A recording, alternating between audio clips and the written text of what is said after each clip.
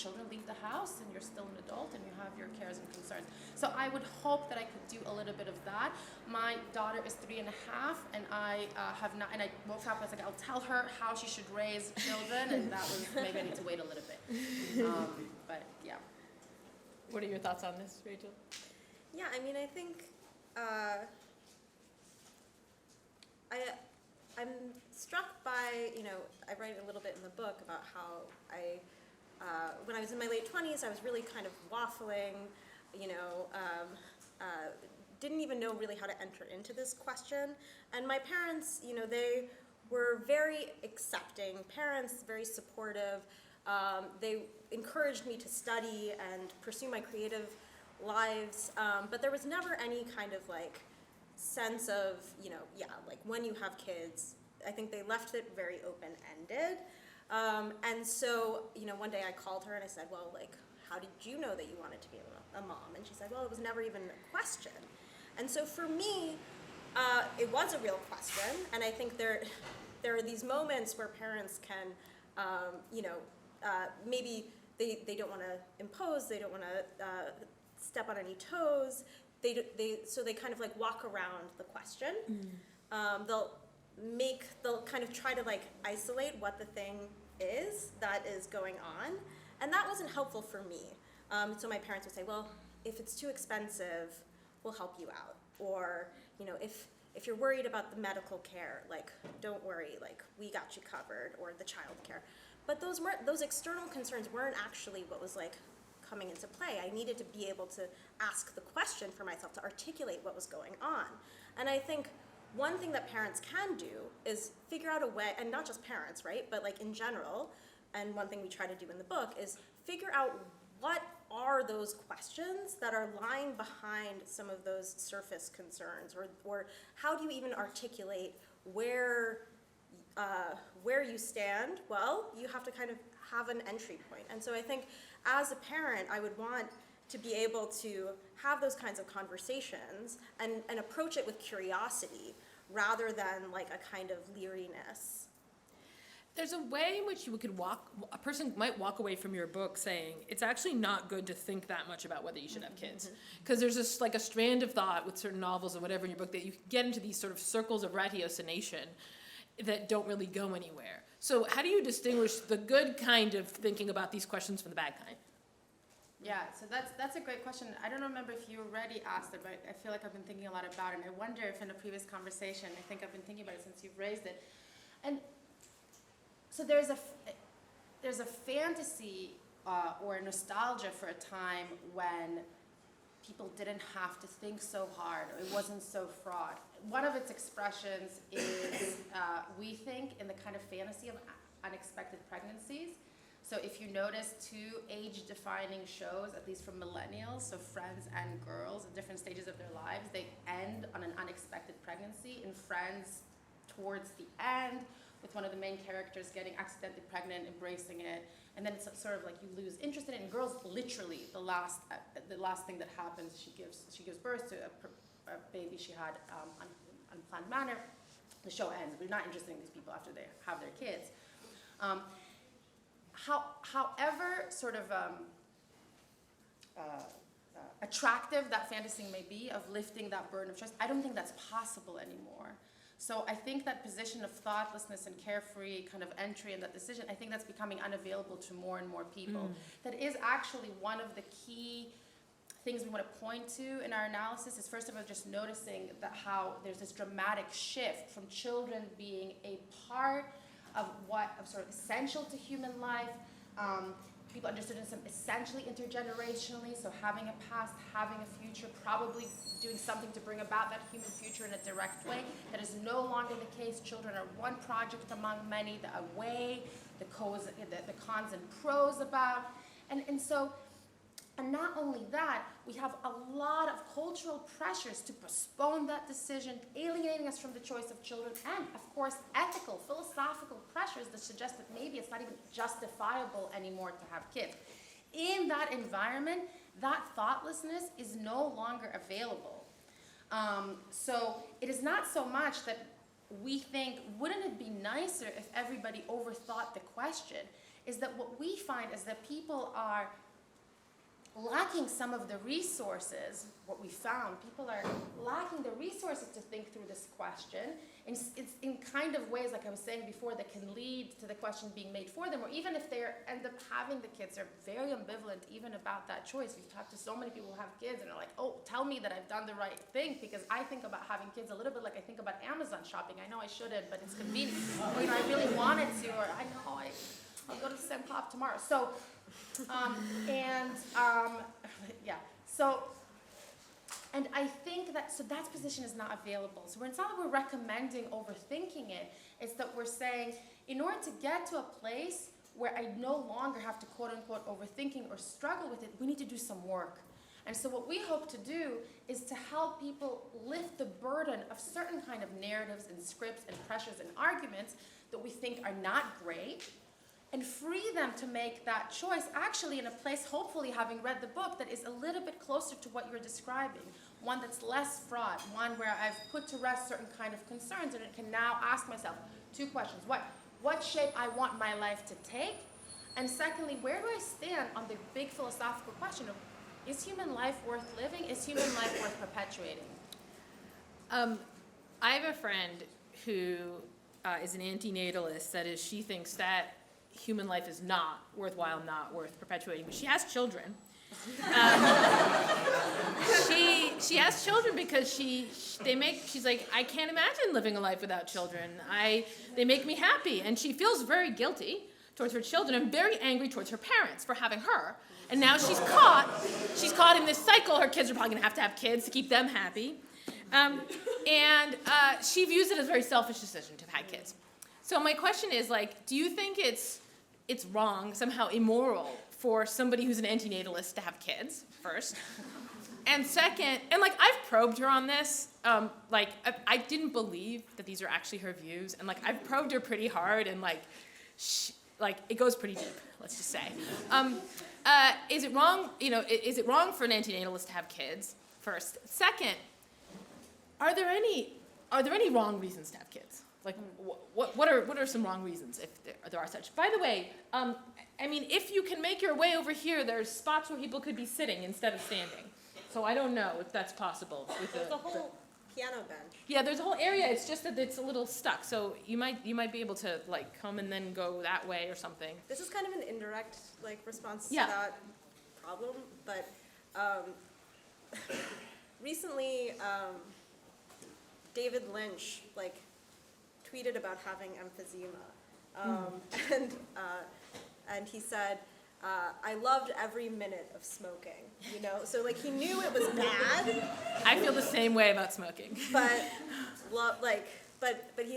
for him it was part of a way of life and an aesthetic, and I feel like a better way to be an anti-natalist with kids might be to instead of really suffering in the sin, but to embrace it aesthetically somehow as a pleasure.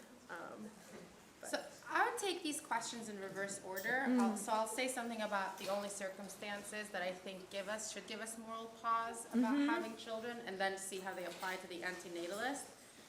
So to preempt, I think what we probably would have gotten to a little later, but I'll say now, I do not think that anything about the expected welfare of a child, or any kind of potential thing to do with the welfare of the child, whether or not that's to do with their own makeup, natural causes, with their structural problem, individual harms they might suffer, affects the permissibility of the choice to have children. So population ethicists like to draw a line and say, this is the line of the life worth living. Socrates thought it's the unexamined life. That's not what they mean. They think there's a line, and below it, that's the kind of life that's not worth living, hence that's the kind of life that's perhaps morally not permissible to bring about. I do not think that such line exists, certainly not as a function of welfare and utility. Where I think that the question of moral permissibility and responsibility does come in, this isn't to say that if you're having kids you're scot-free as far as your moral responsibilities goes, has everything to do with your willingness to assume the risks and responsibilities that you were either likely or even unlikely but possibly accrue as a parent, which means that if you're having kids, but you are not willing, or you would not step up if whatever it is that it demands to protect them, to help them deal with life's difficulties, challenges, and tragedies, then I think the question of permissibility arises. Then I think the question of justifiability arises. Having said that, now we can ask about the anti-natalist. Did she take on this responsibility, whatever she thinks about the worthiness of human life, did she take on this responsibility thinking that she will do what she can to assume and honor her responsibilities as a parent, provide for them? I think a lot of it has to do with preparing them to face whatever it is that they might face. If she did, then, that's kind of the big one. That seems like that's the big moral failure. Is there a moral failure in kind of talking about how you constantly feel guilty to your kids about having had them? Maybe, but that seems to be a pretty minor, a moral misdemeanor, and not a big one.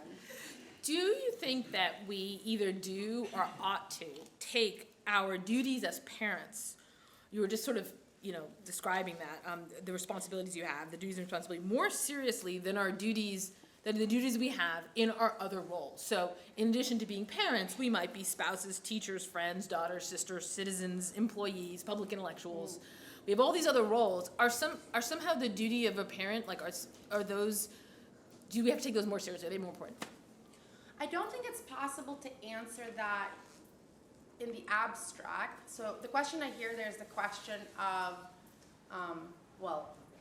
perfectly clear is the question of the unity of virtue, but in kind of, before we went all the way there, just saying, well, I have many duties and how do I balance them?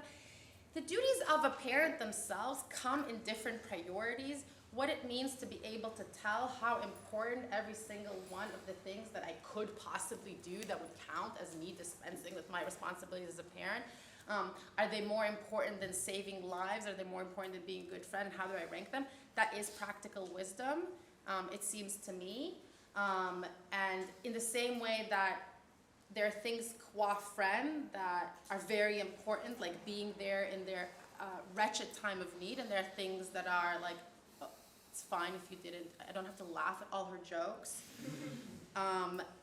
In the same way as a parent, there are things I feel like I must be able to do. I must, if there's a certain kind of circumstance that will make me abandon all of you, no offense, and run to my child. But there are certain kind of things when I'll say, well, that's tough, I can't deal with it. And I think that's true of every kind of role and part of our being that we take on. There are parts of it that trump others and parts of it that don't. So I don't know how to say, yes, it's the most important role, and so everything I could do as a parent, blow up all these balloons, is more important than everything as I do as a scholar. I think it's, at the end of the day, we're talking about a real mesh where the most important parts of every single thing are competing at the top, and I'm trying to do right by the other parts of my life. But there is something kind of unique about raising a child, right? Which is something that Simone de Beauvoir even notes, in The Second Sex, where she writes kind of at length about how motherhood is, biological motherhood imposes all of these challenges on women. At the same time, she recognizes that there is a deep ethical responsibility that a parent has for a child that is in some ways, one of the greatest responsibilities you can have, which is the ethical formation of another human being. So I don't think I agree with Anastasia that it's not a matter of ranking them or something, but there is something kind of very special about that role. Yeah, I guess when I reflect on it, I frequently let people down in my life. Is there anyone here in my Philper class? Okay, there we go. Leah's here. I told my students in my Philper class about a way I felt I let them down in the first class. I told them in the second class about a way I felt I let them down in the first class. So I sometimes let down my students. I sometimes, let down my husband, my colleagues. But when I let down my kids, I feel really bad. I feel way worse in letting down my kids than I do in these other people. And so that's part of where that question was coming from. Yeah. I was thinking it would be true that if someone's preferred ranking, and I use it kind of as a shorthand as for description of how do they go about balancing the many roles and priorities they take. If someone expressed a kind of even keelness, if they've expressed, if the children never came on top, that might strike us as odd, suggesting that in our judgment that doesn't seem like the right balancing. But I think that there are many things that you would presumably be okay. Like, I'm not doing this. I could have done this as a parent. Maybe you're not letting them down because they're kind of used to it. They know mom doesn't do this. Mom has other things going on. And yeah, so I think that's what I have in mind. Why, you say in your book that it's Also, children aren't really, they'll let you know like no one else in your life. Oh, yeah. No, usually when I feel bad, it's because they let me know. I mean, if your children express themselves like, sorry, if your students express it from like your children, I mean, maybe you start feeling a bit worse about letting them, or your colleagues Fair point. crying at the door, mama, don't They go. don't cry enough. That might be it. They don't cry enough. It's true. Oh, you say in your book that it's important that men and women, or like, you know, in a heterosexual couple, that the man and woman participate equally in childcare. And I wonder why that's important. Like, is that just like to leave no room for resentment? Is there, like, is it actually important? Or like, for instance, suppose that the man does more childcare. Is that fine? It's just not fine if the woman does more? And like, or is it, you know, and if it is somehow important that they both participate, like, why isn't it important, or is it that they both participate equally in the finances of the family, say? Like, why are we why do we need to be egalitarians about this? So we don't actually say they need to participate equally in the child care. Okay, Our I thought you did. argument I might have misunderstood you. is, but I'll get to it. Yeah. Okay. Because I like the question. But the argument is actually, we suppose, many of us suppose, which is what you're referring to as well, that we should be participating equally, whatever that means, in the housework, and once you have children, in the child care. Mm-hmm. And what we want to ask is, why are we not or invite us to extend that logic to something that happens before we have children, namely the deliberation about whether or not to have kids. Because what we found is that as a result of forces that many of them we think are welcome, namely the recognition that we want to have women feel that they, or not just feel, but in fact be in a position to determine the course of their own lives, to enjoy bodily autonomy, we've gone to a point where we think that the way to respect that is to leave them alone with the choice to have children. So in heterosexual couples, when there is, say, both people identify more or less as feminist and kind of, you know, and they want to have whatever that means, an equal relationship, women will describe being left alone with that choice. Men describe feeling creepy or oppressive or controlling if they were themselves to raise the possibility of having children. And something I didn't say is that the women will be afraid to raise it themselves. You don't want to seem desperate, you don't want to seem pushy, you don't seem...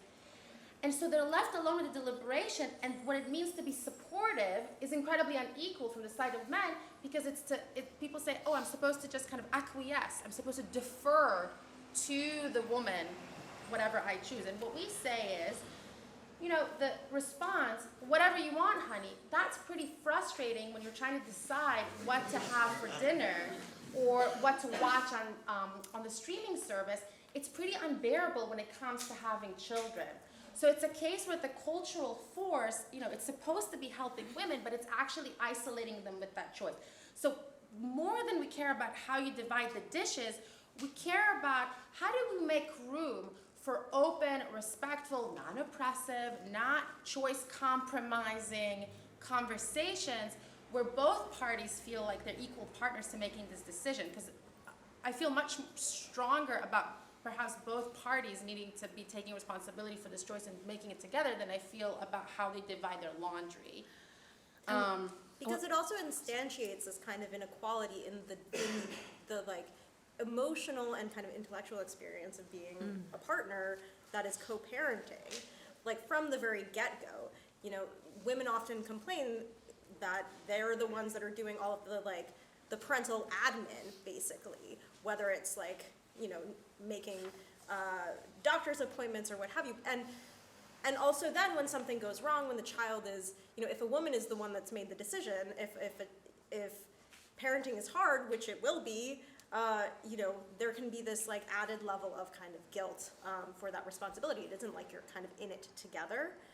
So I think how people, like Anastasia was saying, divide up the time, whether it's like who's waking up in the middle of the night with the baby or changing the diapers or whatever, that's something that people can kind of figure out on their own, but it requires that willingness to talk to one another.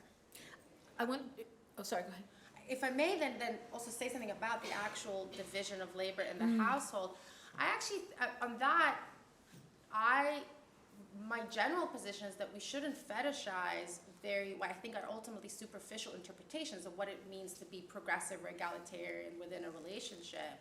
And I think you do see that around a lot of stuff. I'm obviously like more exposed to stuff to do with infant care, and I think there are a lot of kind of pressure to do things in ways that are equal that actually can lead to kind of deformations. They're not necessarily what both parties would choose for themselves. They would feel uncomfortable with any other kind of choice, and that could be either the men who want to stay at home but feel that's not socially sanctioned, or women who are happy to or maybe happy to, at least for a while or forever, to take more of an active role, but feel that would be somehow frowned upon. So neither of that sound like an ideal situation to me, in the name of some sort of fetish of like a very literal interpretation of what it means to be equal in a partnership.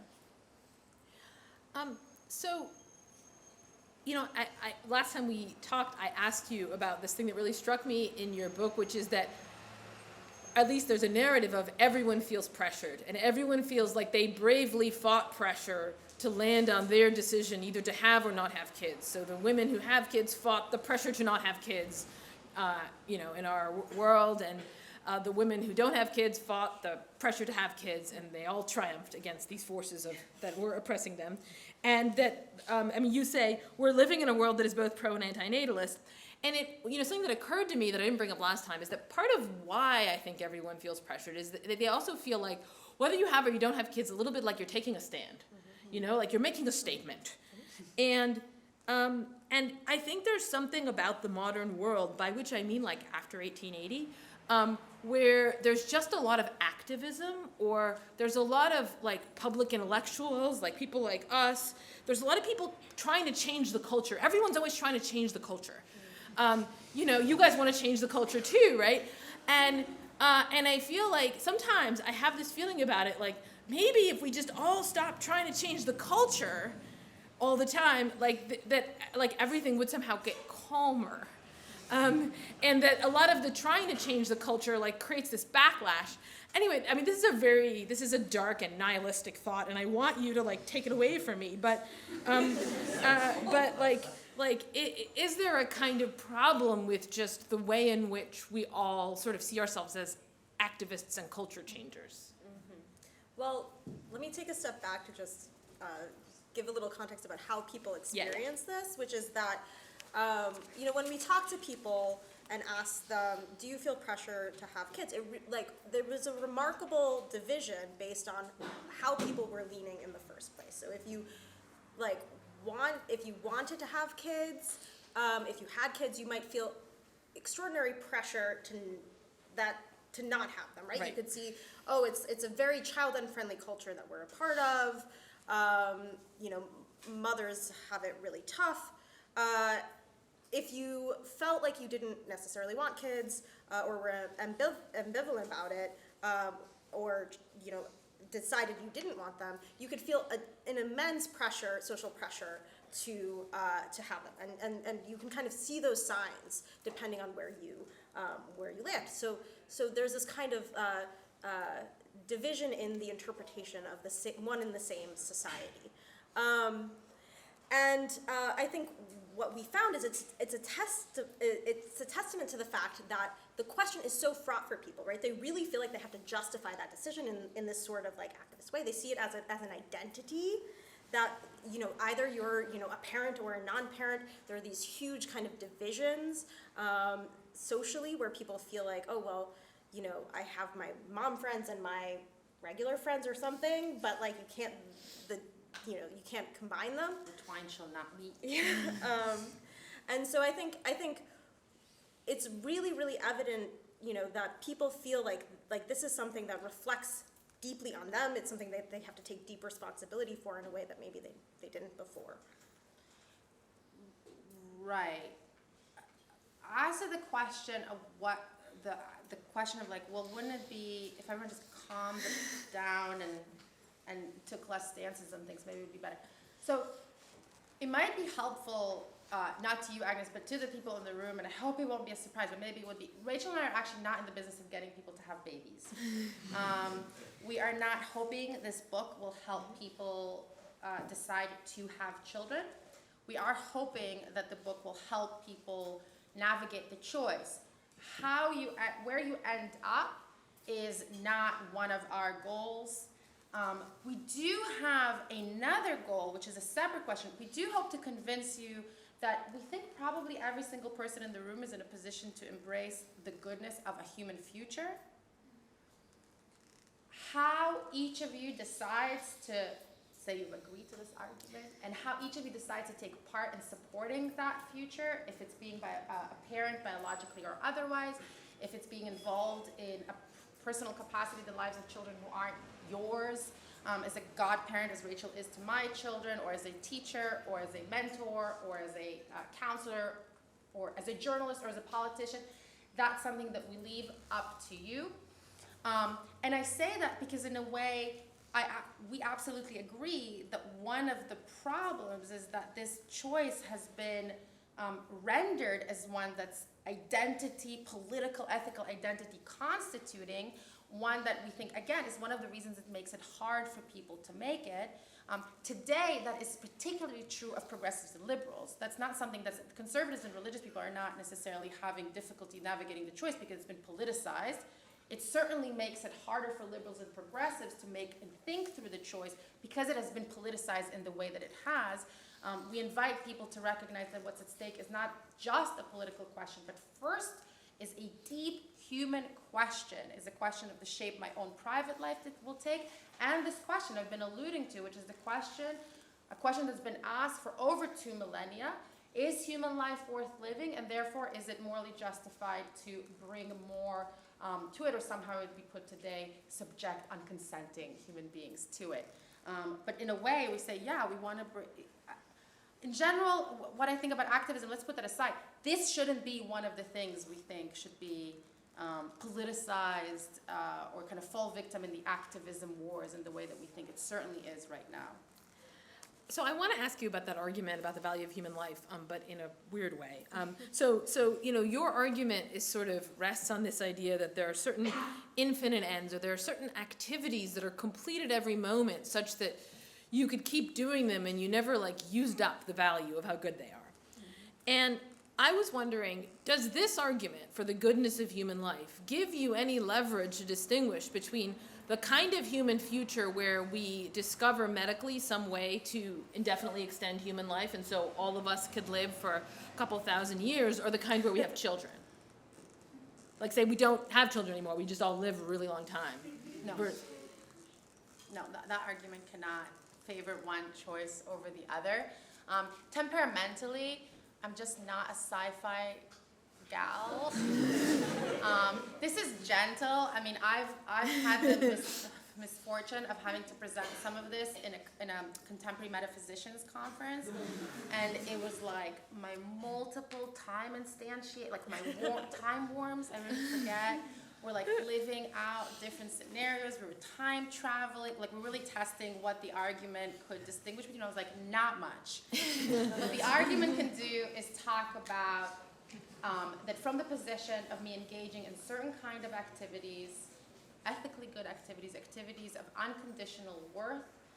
If you studied your Kant, you know that if you think that something is, you pursue it because it's unconditionally worthy of pursuit, you know that it means that it's it is not just good for you to pursue it, but also for others.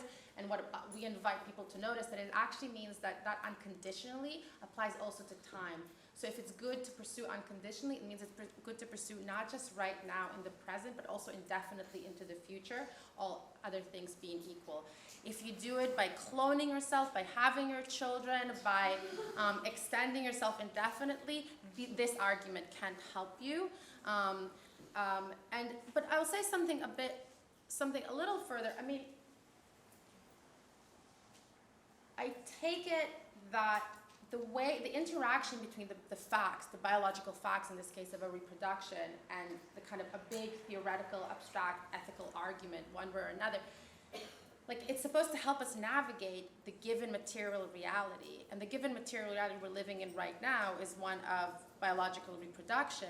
And we think, well, reflecting on that can help us, for instance, not give up on human reproduction at this moment, and how it can help us navigate, a different kind of realities. That is something that I'm going to wait for the material reality to pose that question to me. Okay, this is my last question, and then we're gonna have like cookies and stuff. And I there's just a thing about your book that like haunts me, and it has haunted me since I read it. And I asked you this question before, but I kind of just need to pose it again because I kind of need to talk about it more. So I love the part about slow love. So slow love is the world that we live. Our world of dating is a world of slow love, as they describe it, which is you're supposed to. You're not supposed to like find someone to marry in high school. I mean, you're supposed to maybe date in high school, maybe date in college, maybe date afterwards. Try different people out, like carefully, maybe live together, maybe and examine how do you really like this person? Is it working? And have this long extended partner voyage.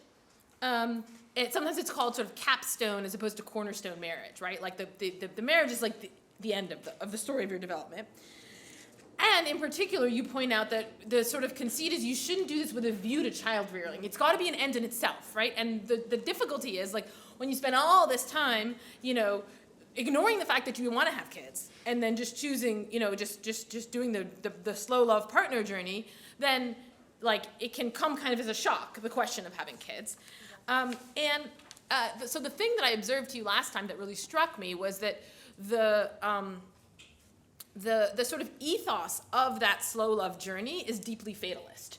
That the idea is that it's just going to happen, or I'm just going to meet this person. I just have to wait. I have to wait and see, and I can't plan it. I can't control it. Like I can't, exercise my agency too much over like making it happen.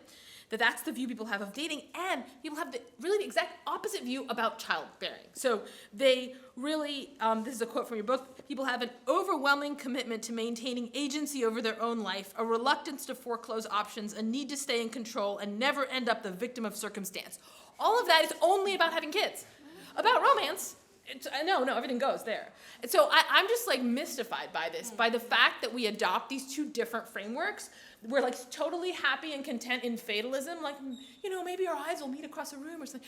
Fatalism about romance. And I don't know what you're I don't know people who want to meet anyone's eyes across a room. This is my room and these are my eyes. I don't think that people are not exercising their agency in romance. I think the slow love paradigm, or there are tensions within the slow love paradigm. But first of all, it's not right. But there's a huge component of precisely those kind of attitudes in the exercise of slow love. Because you're trying to, you're vetting. First of all, you're not just look and see if our eyes lock. I'm going to try 150 people. I'm going to try as many people as I can too. And this is something that comes up again and again, maximize compatibility. I want to get a 98 percentile. I don't want to settle on a 93. That is the logic of dating apps creeping into our personal lives, making us think that these are meaningful ways of describing a human bond through these ideas of like a numerically quantifiable compatibility.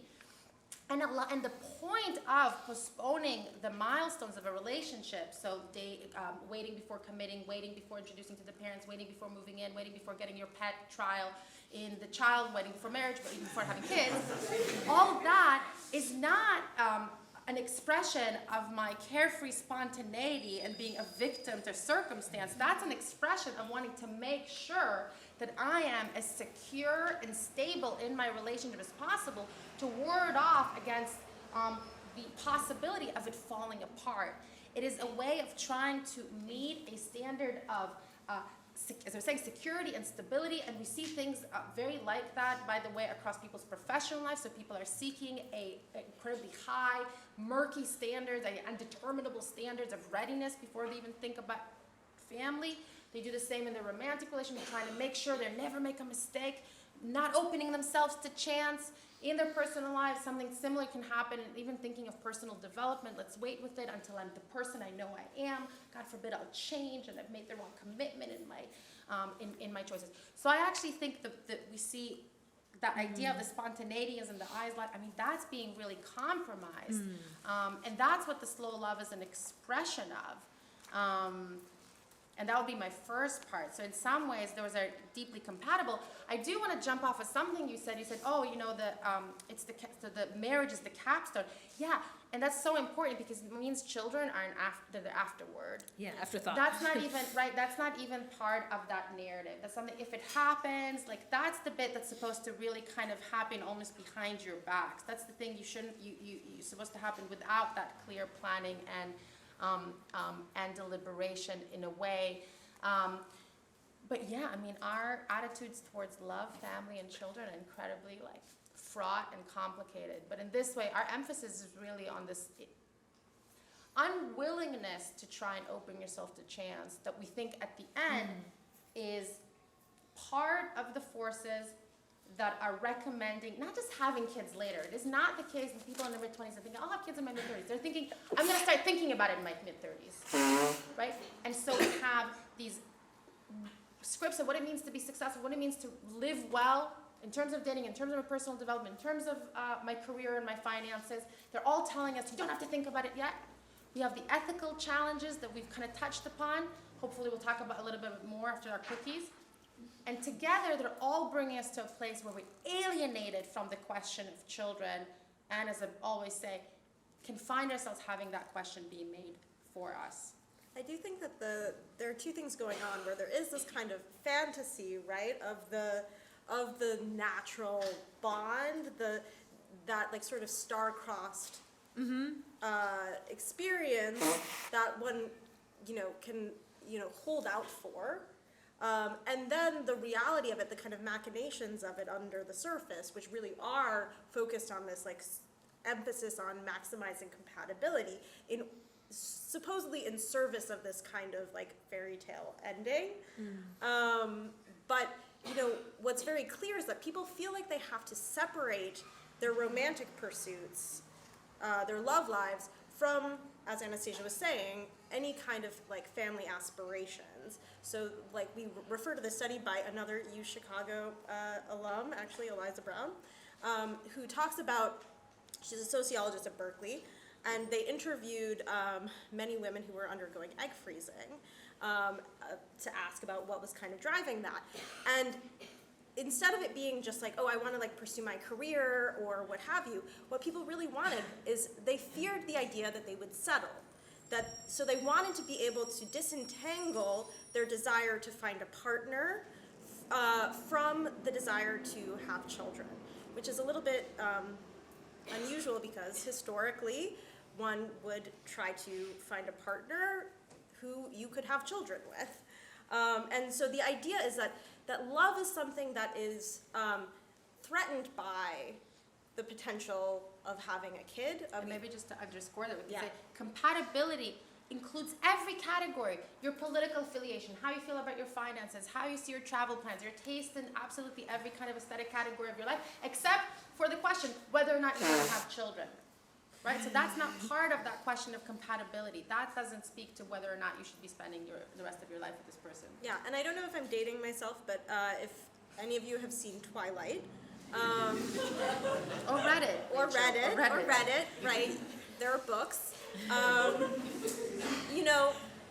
They have this very long, drawn-out, tortured kind of courtship. Should I be a vampire? Should I not be a vampire? Like, and then the baby that they end up having is like, it eats her from within. It's a threat to the sanctity of that romantic bond. And I think that... Wait, and you forgot. They get married, and then they have the baby, and it's a shock. Like, they're married, they did things that would make them think that they should have. Well, he is dead, but... Which one? The vampire. Oh, he's dead. He's dead. So, I mean, it's not crazy, though. Whatever. Did she steal it? What do you mean?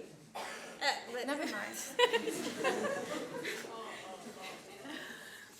Okay, we'll pause there. We're going to pick up.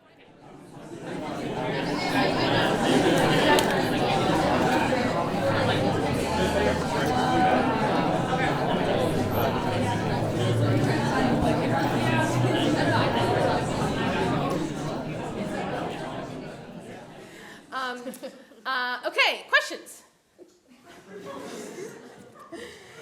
Yes. I have a question about adoption, which I feel like is often more with like ethical questions. Sometimes people think it's a very moral thing to take a child from a hard background and make their life better. But I've also been seeing like an increase in discourse about how it's sort of inherently immoral, especially when it's like a child from a different ethnicity, like Angelina Jolie, like collecting her children from different countries. But also people who are adopted saying that the whole industry is a lot about wealthy people taking children from poor backgrounds, like the children from poor backgrounds being given to wealthy people. So I was wondering what you think about that, and a bigger question about whether the kind of deliberation and decisions you've been talking about in regards to having children also apply, and like to adoption, and if not, how they differ. I realize I don't know. You said the questions are also for you, Agnes. Do you get to finally speak, or is that wrong? Is it to us? I do. I get to speak, but yes, You're permitted. if I have some wisdom, I will try to share it. But Yeah. So on the level where sort of what interests us and where we're coming from and what we do actually have to provide. The phenomena we're interested in is, I was saying, not the direction of the graph of birth rates, but this, which is declining, but what a graph is rising, which is the rise of a sense of ambivalence, uncertainty, and difficulty of thinking through the question. We do then hopefully provide some kind of moral courage in embracing the possibility of a human future. And as I said, how you go about doing it, having your biological child, fostering, being a teacher, we leave that that's for the sequel.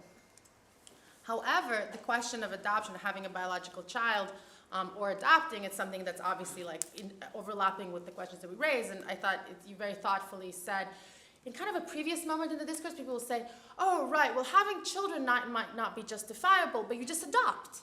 So basically, you get all the good moral kind of brownie points of being a parent without any of the guilt, because the kid is already there. Somebody has already made the choice to subject him to the evils of the world, or subject the earth to whatever it is that they're going to be up to. And you're very correct to say that we have kind of matured in our discourse. We know that adoption both personally could be a fraught experience, and as you were saying, there's these kind of cultural, political issues that it raises. To go back to something I said in response to Agnes, for me, the key question of moral permissibility would still be, insofar as we're looking at the decision to parent, are you willing to take the child through whatever it is that they will require? In the case of adoption, that does mean there are unique challenges to adoption. So for instance, the experience of adoption could be better if children are provided a certain kind of access to their roots. Are you willing to take on greater risks? Children of adoption is correlated with various kinds of risks. If you are, that particular bit of your choice is justifiable. Now, if you're having your kids like Pokemon and trying to collect them all, it's not that I don't have anything to say about it. That seems like maybe kind of a strange motivation that might not sustain you through all the challenges of having a parent. But I was one of the questions I thought we might discuss today. So, what's a good reason to be a parent? And, people, when they try to sell you on being a parent, they'll say a lot of things. You'll ethically grow. It'll augment your happiness. You'll augment your happiness. You'll get to experience childhood through the eyes of a child. You'll get to, what about all this great children's work you get to do again? It's really nice to be around children.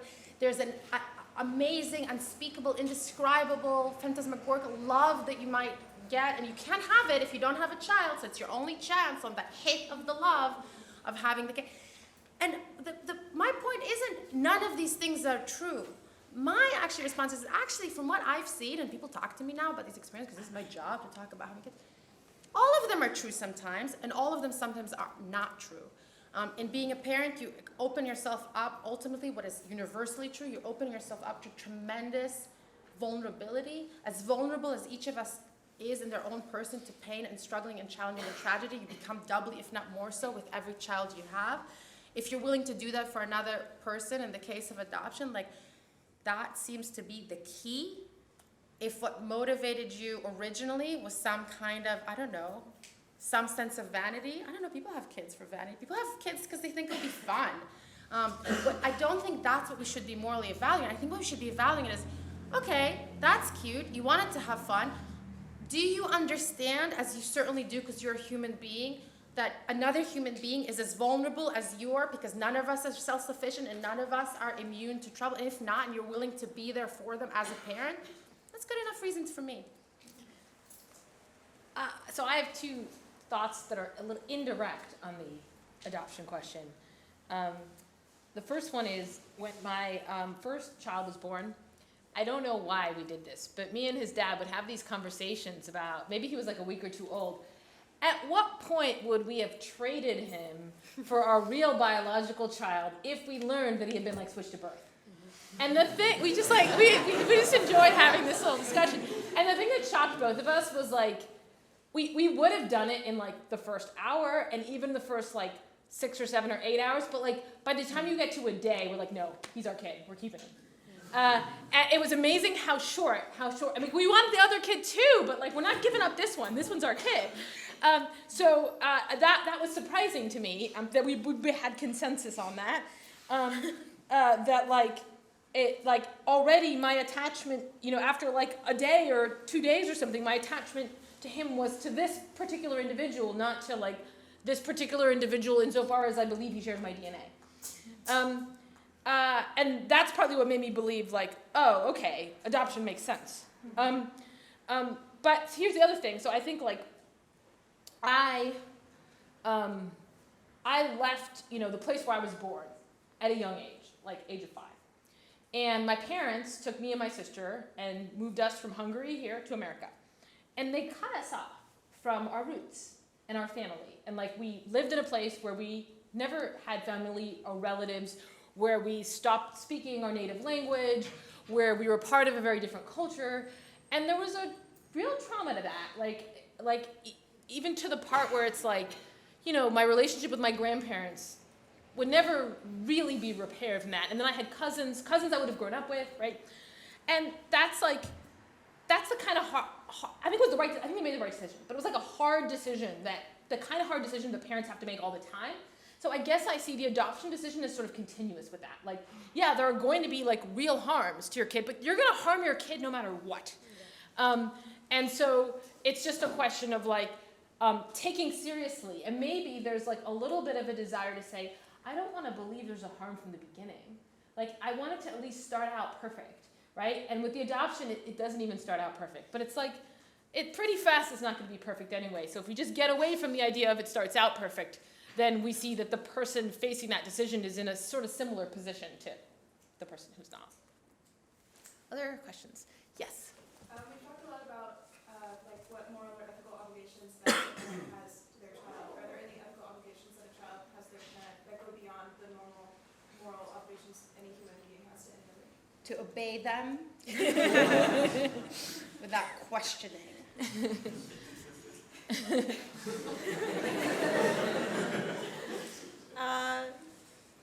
Yeah, I mean, I do think that there's a responsibility to return some of the care that you received when your parents get old and vulnerable. I do think that's an ethical responsibility that I feel very strongly as my parents. You know, they're in their mid-60s. They're doing okay. My mom just got a knee replacement, but I do feel, you know, a responsibility to care for her and my father as they age. I don't know if this is a universal, but that is something that I feel very strongly about. That like my parents they do not want to be a burden. They always tell me, I don't want to be a burden. Don't like, you know, sometimes they'll say, put me in a home or something like that. And I do not want them like in the waning years of their lives to do that, because you know, they cared for me when I was when I needed them. I find this question very hard. I think because I think my parents think I owe them a lot more than I think I owe them. And maybe they're right. Like maybe they're the ones who are right. But it's like, it's actually just very hard for me to negotiate. Like, how do I figure out? How do I, and I think it's partly, this is what part of what motivated me saying like the stuff we can't say. Like, I don't feel I can have this conversation with them. Like, look, let's figure out what I owe you. Because they don't want it put that way. They kind of want to pretend that I'm not like doing my duty in visiting them, that I want to visit them. And it's very fraught. I mean, I think that there's a weird thing that happens, which is that as you grow up and you are hitting this age, the power differential turns, and you suddenly have more. Your parents have more power, and now you have more power, and you get to decide, like how often you visit them. And I feel that. I feel that power that I have over my parents. That it's a burden to me, and that's the sense in which I'm like, I know I owe them stuff, but I have a hard time working through. It's just it's something that I struggle with. I will, beside my blind obedience, I think My parents agree with you. the experience, so I'm very much a novice in the experience of parenthood, but it does put in perspective the question of like what this person will owe. And I have some intuition. I haven't thought, it's a great question, I haven't received it before. I have some intuition that I'd want to work through where I want to say it's not a question of return, because somehow what you do for your children as a parent, like there's a real quality of like infinity to it. I don't know how to quantify it, like how many times did I wipe this bum? A human being comes into the world in a position of complete helplessness, like they can do nothing. What does it mean to reciprocate the fact that I've taken full responsibility for a completely vulnerable, like kind of nascent human being, and like will I hang this over their heads? Like I could have, I have tremendous power, over this child. So my intuition is to not think in terms of what do you owe in return, because I don't know if that's a debt. You can also, did they do it for? It's a weird relationship. What I would think is, can we recover something of the sense, like I was saying before, right? People thought of stuff. I live intergenerationally and I have responsibility to others, constituted by my kinship relationships. And I also, I'm taking a part in what it means to make sure that we collectively have a future.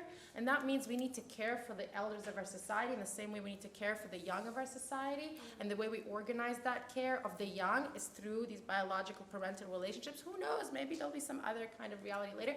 And right now, you are uniquely positioned in coming into the world vis-a-vis the parents. If they're still, you're lucky enough, or unlucky enough, I don't know. If they're still alive, like that's part, so that's how I would want to think of it. I, as a human being, I have these duties, and yeah, some of them I choose and some of them I don't. Having living parents for many of us is a gift, and if so, then this is what life burdened me with, and now I'm going to figure out how many times to visit them. And yeah, but that's how I would like to think about it, as opposed to this idea that I can return a debt. Yeah. I will say that there's if you want to read a philosophy journal article on this question, but it's a good one, there are two authors. One of them is named Schwartz, and it's about piety. If anyone wants it, just like email me and I'll send it to you. But basically, this guy, Jeremy Schwartz, and the other guy whose name I can't remember, are trying to sort of rehabilitate the virtue of piety, like what is in the Youth of Roe, as a virtue that we can have towards our parents, even when our parents were imperfect, even if maybe they mistreated us, even maybe they abused us, even that there can still be a kind of there can be sort of an appropriate relation of piety. I think it's a very, very interesting attempt to try to navigate some of this territory. Other questions? Yeah, Leah. So, as you mentioned earlier, there were a few reasons that people might choose not to have kids. And there's these two types of reasons, I guess. That there are these existential reasons about is it right to bring a human life into the world, and then these practical reasons about money and childcare, whatever, these kind of concerns. And I guess there's also reasons for wanting to have kids. And so I'm curious about people who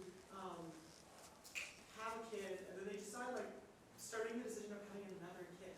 How do those calculations actually change? Do those practical considerations change? Do their opinions change? Those the sort of more metaphysical kind of questions. In our surveys and interviews, I think there were a number of parents that we spoke to who had a child or two children and were trying to decide whether or not they wanted another. And for them, I think often we would hear, like very concrete concerns about childcare, about money. But I think often it also, it was part of this kind of larger question about like, how do I fit children and family into my life? And what does it mean to do that? How do we kind of add, yet another kind of responsibility? How do I bring myself to do this all over again, right? Like the intensity of the first year of parenting. Yeah, but I do think, there were other considerations that people would bring in, like wanting to give their child a sibling, for instance, right? And I think that does touch on some of these, like, the bigger kind of metaphysical questions, like what kind of life do I want to give to that child as they grow up? I'll say this, sometimes when in this kind of discourse, people will talk about the gap between the number of the children people have and the number that they will give when called up in a survey and ask what's your ideal number of children, which is like a 2.4. I guess people want 2 kids and 2/5 of a child. And in it they'll say, yeah, well, and they treat the difference between 1 and 2 and 0 and 1 as if it's the same, because it's the same, it's like that's the same quantity of a difference. And so some people, so the idea is, oh, there's a gap between, I said I want 1, but I had 0. That to me seems like a really fundamentally wrong way of framing the issue, because the difference between having no children and having 2 or 3 seems to me like at least a very different kind of difference.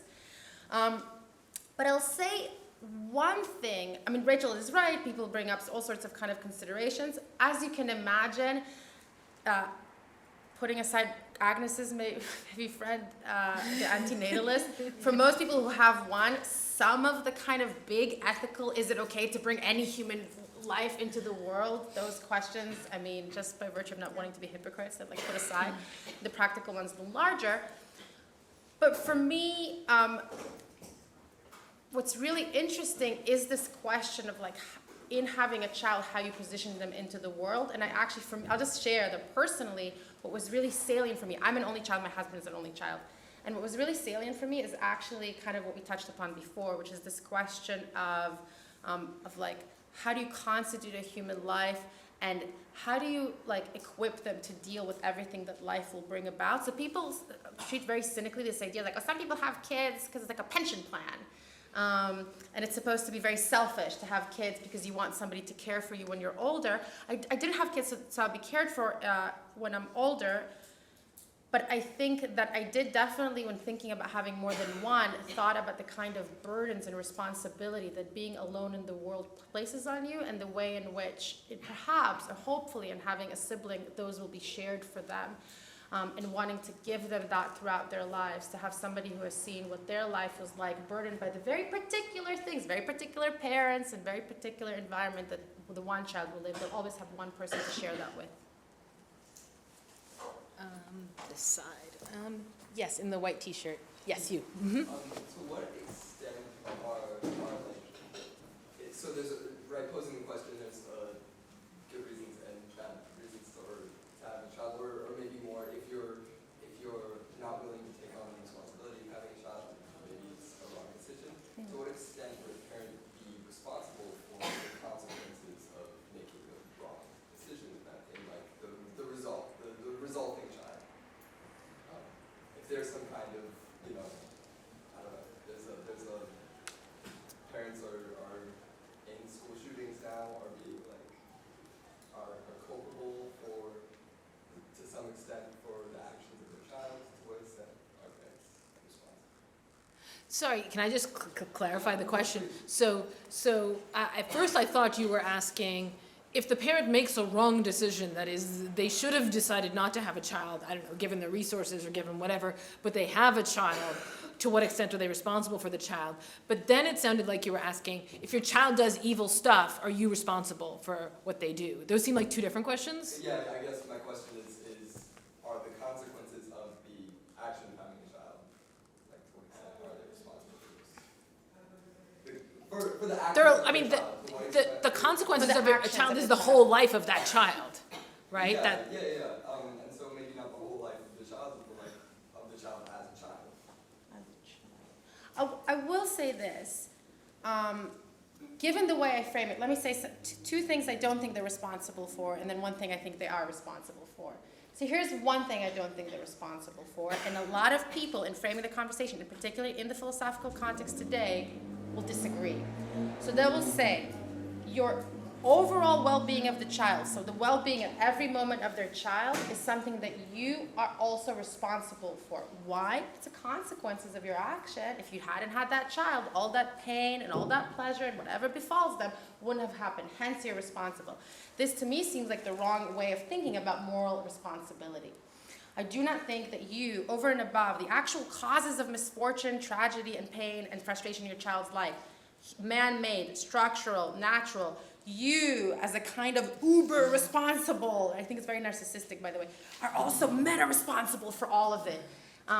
We also, by the way, raise it only with misfortune. No one's like, I was saying this yesterday, thinking it would be legitimate to say, my child fell in love, where's my credit, right? Like, good things that happen to them is somehow also, I get the credit because I brought them into the My world. grandma would do this, by the way. She'd be like, "You're so smart. Where'd you get so smart?" So I don't think you're responsible for that kind of sense of consequence. Here's another sense of consequence I don't think you're responsible for. When your child is of an age of reason, so when at the kind of age where we hold a human being responsible for their actions, I think they're free. I believe in a free will. And so I don't think that you are responsible if your mature child commits moral wrong. It doesn't mean that you haven't done anything wrong as a parent, but I don't think you're responsible for that. In the middle, there's what I talked about. So it's that if you took on the responsibility and you checked out, you neglected your duties as a parent, you did not do what you could to prepare them to deal with life's misfortune, to handle the whatever. That's what I think you are responsible. That's where I would draw the culpability. If in the case of whatever situation, whatever the child did, we can talk about a story where that kind of irresponsibility plays a role, we confront that with the parent. Otherwise, yeah, I think we all have to also be able to assume responsibility for our own actions. Yeah. Have you done any research on what happens when a couple is navigating the choice of having children or not, and they disagree? Yeah. Yeah, we talked to a lot of people who were on very different pages with their partners. One person we talked to at length had been in a 6 or 7 year relationship. And from the beginning, both of them knew that they were on completely opposite ends of the spectrum, right? One was, always dreamt of being a mother in her account, and her partner was an absolute no. He had broken up with his previous long-term partner for this reason. But they kept kind of circling around it. They would talk and talk and talk, but they could not agree, but they also could not break up. It was not something, so she would tell us, he's perfect for me, but we disagree about this one thing that is, for many people, kind of, an essential part of how they might want to live their lives. And so that was kind of like an extreme case, but I think what we saw... Yeah. He's perfect, he's just perfect. Yeah, we disagree. So we have this one thing, is kind of how she'd put it, right? Like, we have this one thing, we don't agree on whether or not we want kids. But what this meant is that, she was, gradually, she was also undergoing kind of fertility treatments with, a sperm donor, while also trying to date him at the same time, knowing that if that ended up working out, they would break up. But she had this hope that, if she became pregnant with his child or someone else's child, they would be able to somehow work it out, and he would change his mind. And so this is kind of an extreme case, but what we do see a lot of the time is that because of this sort of slow love paradigm, right, people will date for extended periods of time and only begin raising the question of whether or not they want children, often years into the relationship, such that, you're in love with this person, and then you have to kind of, either one person has to, make a concession to the other, or they have to break up. But just to say, underline one point, the deprioritization of children in contemporary life, especially in liberal and progressive circles, means that it's not just something that I postpone for as long as possible, which means very different things for men and for women. It's also the kind of thing that becomes illegitimate. People feel like guilty, or it's not okay to vet on that basis, and it's also not okay, like if that's the thing I'm going to break up with a person about, that's somehow not okay. You can easily imagine a perspective from which it's completely legitimate. That is a huge life goal of yours. It's not theirs, however it goes, or you're really committed to living a child-free life, or you're really committed to another project and you know children are going to make it impossible, but somehow people feel it's like somehow ethically very suspect to make that the reason. And that's very, very interesting, because you can imagine a world kind of free from that. In the same way that I'm allowed to, what's wrong with, I want to move all the time, you never want to move, that's not working out, let's break up. That doesn't feel legitimate in the case of children. Yeah, and then sometimes it's even more pronounced when it's the male partner who wants kids and the female partner doesn't. Because again, it feels like, how can I subject my partner to the trials and demands of motherhood, which are so difficult when it's something that I just want. Yeah. Yeah, so recently I read A Doll's House, and I was wondering, do you think if you think you can't raise your children as you are, like if you feel that you don't have the ethic, and not in a kind of I don't want to raise children, but in a kind of I don't feel like I can raise my children to be ethical beings, does that make it okay to leave them in some fashion? Because I read that a lot of adaptations have the protagonist, when she chooses to leave, take her children with her. They don't like that she leaves them. But I guess I should explain the plot. Sorry, but They actually talk about a different novel in which a woman leaves her kids in the book, the Elena Ferrante novel, the doll one. Right, the Lost Daughter. Lost Daughter, yeah. So So just tell me what the question is. Is it okay to leave them if you think you can't raise them to be ethical beings? kind of, yeah, is it okay to leave your children to become self-actualized, quote unquote, and in more of an ethical self-actualization sense than I no longer. But so that you can go self-actualize, or so that they can go? I will say this: I don't basically believe in moral luck. So I actually don't. I think part of my commitment to the idea of human freedom and a belief in human agency, I don't think that any kind of simple account of what happened to you will, we can say, makes it necessary that you will be either bad or good, which means I don't exactly think there is such a thing as saying, I know I can't raise ethical beings. I think at least under most circumstances, human beings are in a position, by virtue of growing up, and I mean even in very depraved and deprived environments, to grow up to be ethical beings, in which case that question will not arise. So that certainly would not be a reason to leave, because you feel you can't fail it. Because to raise ethical beings, people have done so under tremendously difficult circumstances. It's not a function in how much you can give and how much you can do, for me. So that question wouldn't arise. But maybe you're asking something else. Yeah, I guess, this is a... Is it okay to leave them to you self-actualize? Probably not. I guess the question I was also asking was if you do have children and you realize you regret it, you don't want children, you don't want anything. It's a separate question, but what I was also getting at, I guess.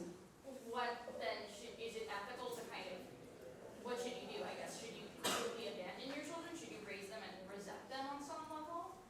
Should you try not to resent them? I think, to mirror something I was saying before, I think with real ethical questions, I think at a very quickly, if we go from anything but the most general statements, very quickly, it for me gets completely particularized. So what should one do with however kind of ambivalence, levels of regret, difficulty that people are experiencing in parenting? That has to be decided. What is the responsible thing to do? Case by case. Is it to get more help? Is it to go work through your own ambivalence? Is it to commit to the decision? I don't think there is something at a great general level to say, no, you have to stay, or no, it's obviously the right thing. People like it, right? getting a divorce is the responsible thing to do by your kids, because no one likes people arguing. I don't know what your circumstance. Sometimes it's the right thing to do, sometimes it's not the right thing to do. And it's not just a leave or stay, because there are many ways of leaving every single day once you're a parent. Maybe some of you are nodding. Like, think about your parents. They leave you every day a little bit, and they're there a little bit. And so what does that mean for that person? That's very individual, and hopefully they have the kind of practical capacity to judge that can guide them through that choice. Yeah, I do think there's like, it would, I don't actually know Adele's house. But it's interesting to think about the predicament of somebody who thinks, I'm a net negative influence on my children, right? Like, having me in their life makes their lives worse. And how that predicament could be navigated. It's unlikely that just running off and leaving them is going to be the right, it might be, but that's unlikely to be the right choice, because like, you could like set things up a little first, for one thing, right? So, find like, get help for yourself, because why is it that you're a net negative on them? But I think it's an interesting predicament to try to think about, and I guess I don't want to a priori rule out that could be the condition for someone. I will say, just to go back to that question of adoption, so that, look, there are cases where people adopt children who are orphans, they don't have any parents. What we do see now is that in cases where people are with parents who are having a lot of trouble, usually single moms, having a lot of trouble raising the children, the outcomes oftentimes are better for providing support to the biological parent, even if that means giving them what looks like superficially like a worse life, right? They're not with that wealthy family clamoring for a child, than actually ripping them away, like that has to do with the stuff that Agnes was talking about, ripping them away, giving them no sense of belonging, and putting them with that family. Again, suggesting that what is that, even that sense of I'm a net harm should take into account the consequences of simply ripping that person away. It's not as simple as it's not just like a sapling, it's not just a question of like putting them in new soil, and that soil is better, so let it see it grow, because that very experience of uprooting itself has consequences. Yeah. So I'm gonna say a bunch of things, and like some of them are probably gonna be wrong to you guys, but I think like as I see it now, or like as I saw it when I was a child, the like role of a parent in your life at the beginning of your life was like a moral like guardian, or like a moral god, I guess. And then you like grow up, and like slowly you transition into like believing in like an actual god, or like whatever your god is. And like I think like recently, that trend, obviously as like religiosity like decreases, that has trended toward like you grow up and you just kind of like come up with your own rules for life or whatever, and you're like morally subjective. And like I think like if we think that that's the case, I guess, like what and like this like parent-child bond is becoming more and more like, I don't know, up for debate, I guess. Like you're allowed to divorce your parents now. Like what responsibility do parents have to be like a moral like God in their children's lives, like at the beginning, or like is there like an ethical, I guess, like is it like ethically bad to be like a soft parenting like person? Here's just somehow, this is the thought that this spurred in me. My son said to me, this is my youngest, not that long ago, he said something like, Daddy was angry about this, and I'm like, what about me, like when I'm angry? And he's like, you're never angry. And I'm like, wait, really? Like, and he's like, no, you're never angry, you don't get angry. And I realized that it's not true. I get angry, but I think that made me realize I'd internalized this I have to be a moral God thing, and that I can't show my children my anger. Without ever, like I never reflected, I never thought about it, right? But it's like, that's just my theory. Like, it's not my husband's theory of what it is to be a parent. It's my theory of what it is to be a parent, that like, they're not allowed to see me in that condition, and I've somehow shielded them for that, for better or worse. That's amazing. How? Yeah, what's your secret? Because I was gonna, I mean, the thought that this spurred is like, good luck trying to be a moral God. But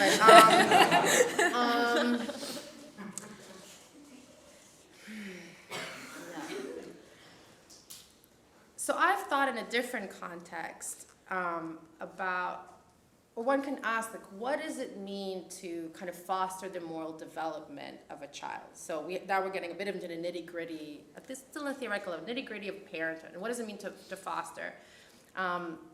Is it about giving them these general principles, like do this, don't do that?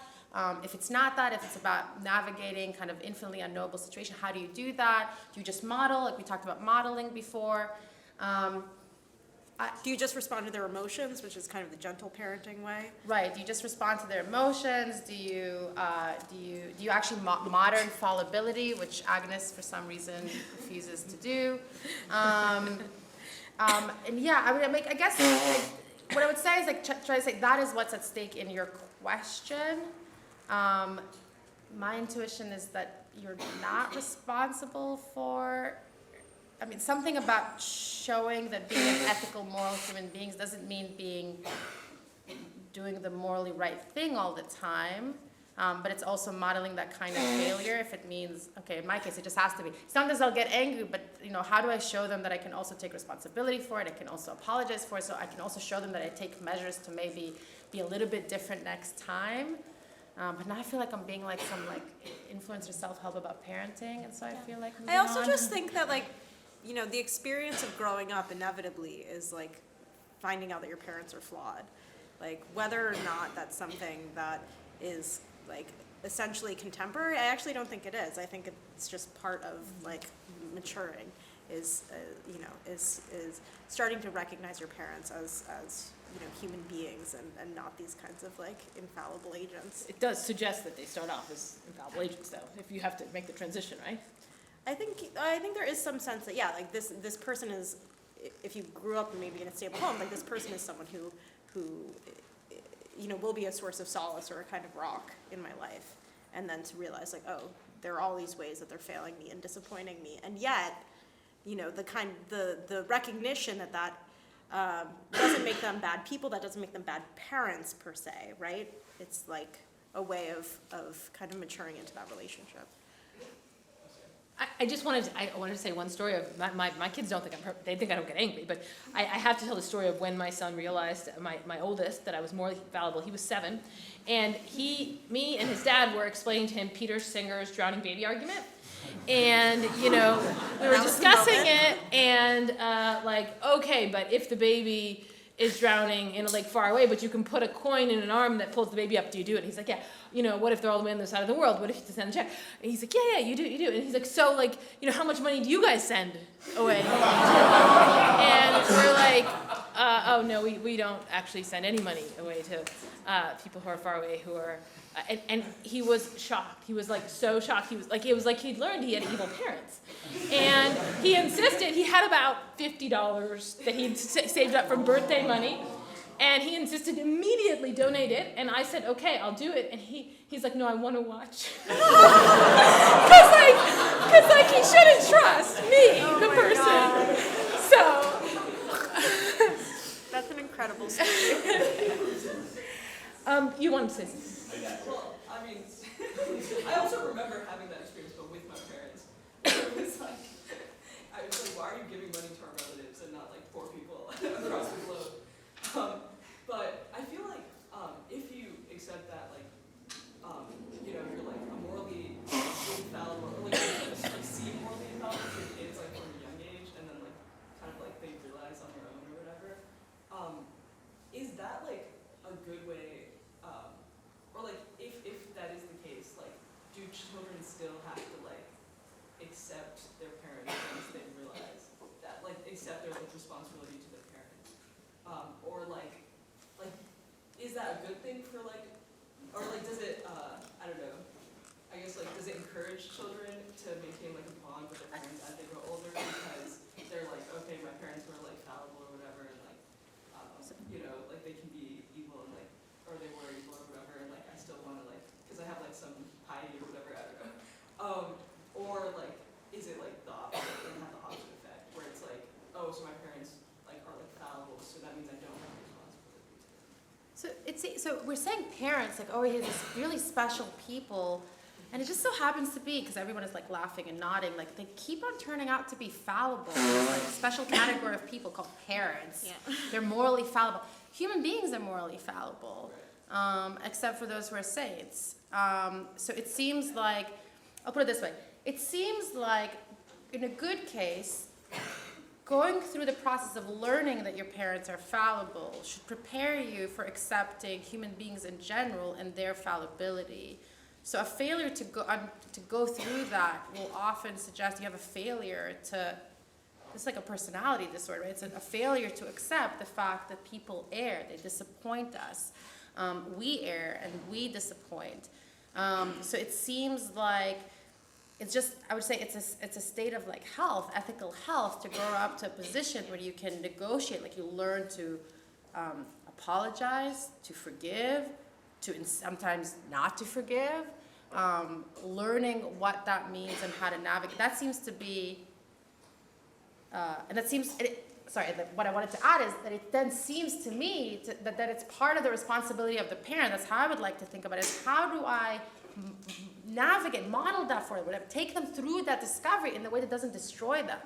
Because it could be really overwhelming to learn that you have an action, my parents are evil and not sending my money. It's so much I have to check that they actually would send the $50. I do feel the urge to confess something about myself, which is I am so eager for that to pass.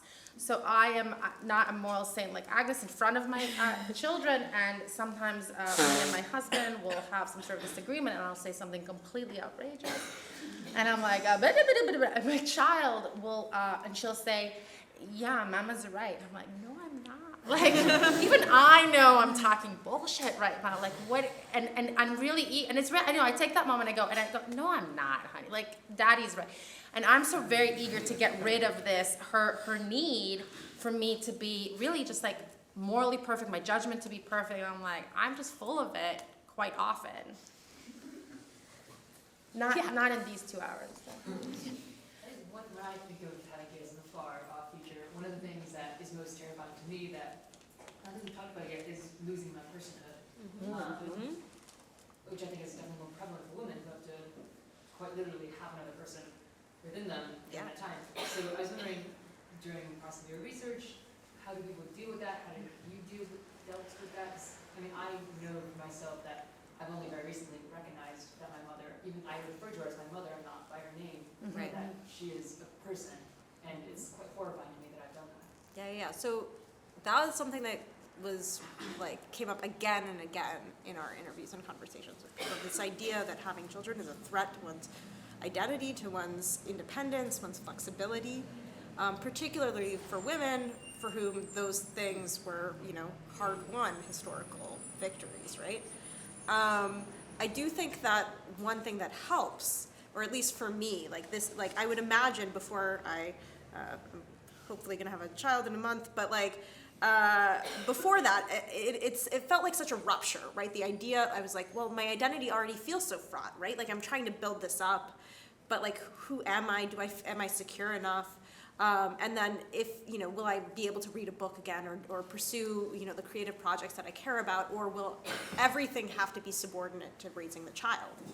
And so to see that as something that would, be a complete shift, mind shift, life shift, social shift was really difficult for me.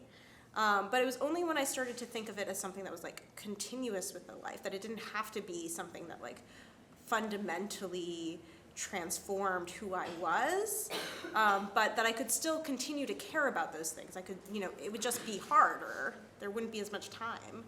I think that was something that was an important change in mind frame. So having a child necessarily involves a lot of changes. You have a lot of time commitments you didn't have before, etc. And you have things you care about you didn't have before, you didn't care about before. And there's a tendency today to frame it through this idea of parenthood being transformative. And transformative, not just in the sense like a big change, but transformative of your identity. And not just that you get a new quote unquote identity, but in a way that's detrimental to your other identities. And now we get to the way you were taught, I think now we're getting to the description you're giving kind of voice to, which is this idea of, will I lose myself? Meaning, will I lose the things that I recognize myself as? Now, this is another case, a little bit like we were talking about before, where we wanted to give women the choice and then we kind of left them alone with it. I think this is another case when we wanted to see women, we wanted to give we wanted to respect their experience, we wanted to respect the sacrifices that they're making, but the framing, the conceptual and ethical framing of the experience might be doing us a disservice. Because in framing the possibility of parenthood, particularly motherhood, as identity transformative in this sense, we are actually, making the decision potentially so much harder to make. Now that people are having kids even later, but you can be young and be in this position as well, you might not want to give up all your identities. You like your identities. You've built these identities. And so somebody's telling you, well, guess what? You will completely be unable to recognize yourself from the other side. That could be making that decision much harder to make. And say you have made the decision, you're there, and you don't recognize yourself in that narrative. You don't think, I don't recognize myself anymore. You actually still care about the things you cared about. You still have some of the priorities that you had. You just have this loud one competing with them. You might think, I'm doing this wrong. So one of the things that we try to do is resist this particular kind of framing. Not to say it's not a tremendous change, not to deny the kind of momentousness of that experience, but resisting this particular framing, which I think, again, does disservice in different ways. However, and this I think does go to a conversation we once had, I wrote this, my children were younger. Now I've been promoting this book and I've been talking to a lot of people, and there's some nuance I would like to introduce to this position. And it's that people who are parents for much longer than I have told me, but give it some time. So even if you want to say it's not necessarily transformative in the first year, I recognized myself after I gave birth, I was not a new person, it wasn't a rupture. They said if I look back at I felt like you after 1 year and 2 years and 5 years. But over the course of time, I saw myself change as I was changed by these relationships that I've had after decades or less of having these children. And then I thought, oh, that's very interesting. That's very profound. Like, you'll be changed not instantaneously, so my thesis still works, but now I'm open, it's a bit of a weaker claim. You're open to change later. And then I thought, but the childless change too. We change by the relationship we enter into, and if it's the relationship with our children or the other people or the careers we follow. So I think that today I would say there is transformative potential, i.e. kind of change that goes to the core of who you are that happens over the whole arc of parenthood, but it's not that kind, which we see a lot of times in pop culture today, this kind of fear that you become a completely new person, you are nothing but mom, your other identities don't matter to you or to anyone else. A thought I had about this, just about the sort of first year. So I loved being pregnant. I didn't find being pregnant to be a different self or different identity or whatever was great. But when my first child was born, I did experience this kind of rupture of self, and almost like it's like separated into these two things. And it just wasn't clear, which one was me. Because there's a sense in which this one seemed like the important one. We were paying a lot of attention to the needs of this one. And I kind of receded, and it was like this, it was like a little bit uncanny. It was like I was undergoing a metaphysical catastrophe. And that, it kind of freaked me out a bit. It wasn't exactly, devastating or upsetting. It was uncanny. It was weird. It was hard to wrap my head around. And then, I kind of returned. It kind of resolved itself. Where eventually I'm like, oh no, I'm this one. And after maybe 8 or 9 months or something. And then when I had my second kid, my third kid, I didn't have this experience of uncanniness. But after my third kid, I had 2 miscarriages. And the miscarriage, I had the experience of uncanniness again. Even though there wasn't, I think because there was supposed to be a child, right? And so something went wrong with it. And the second miscarriage, which was very different from the first, it wasn't like I was prepared because I had the first one.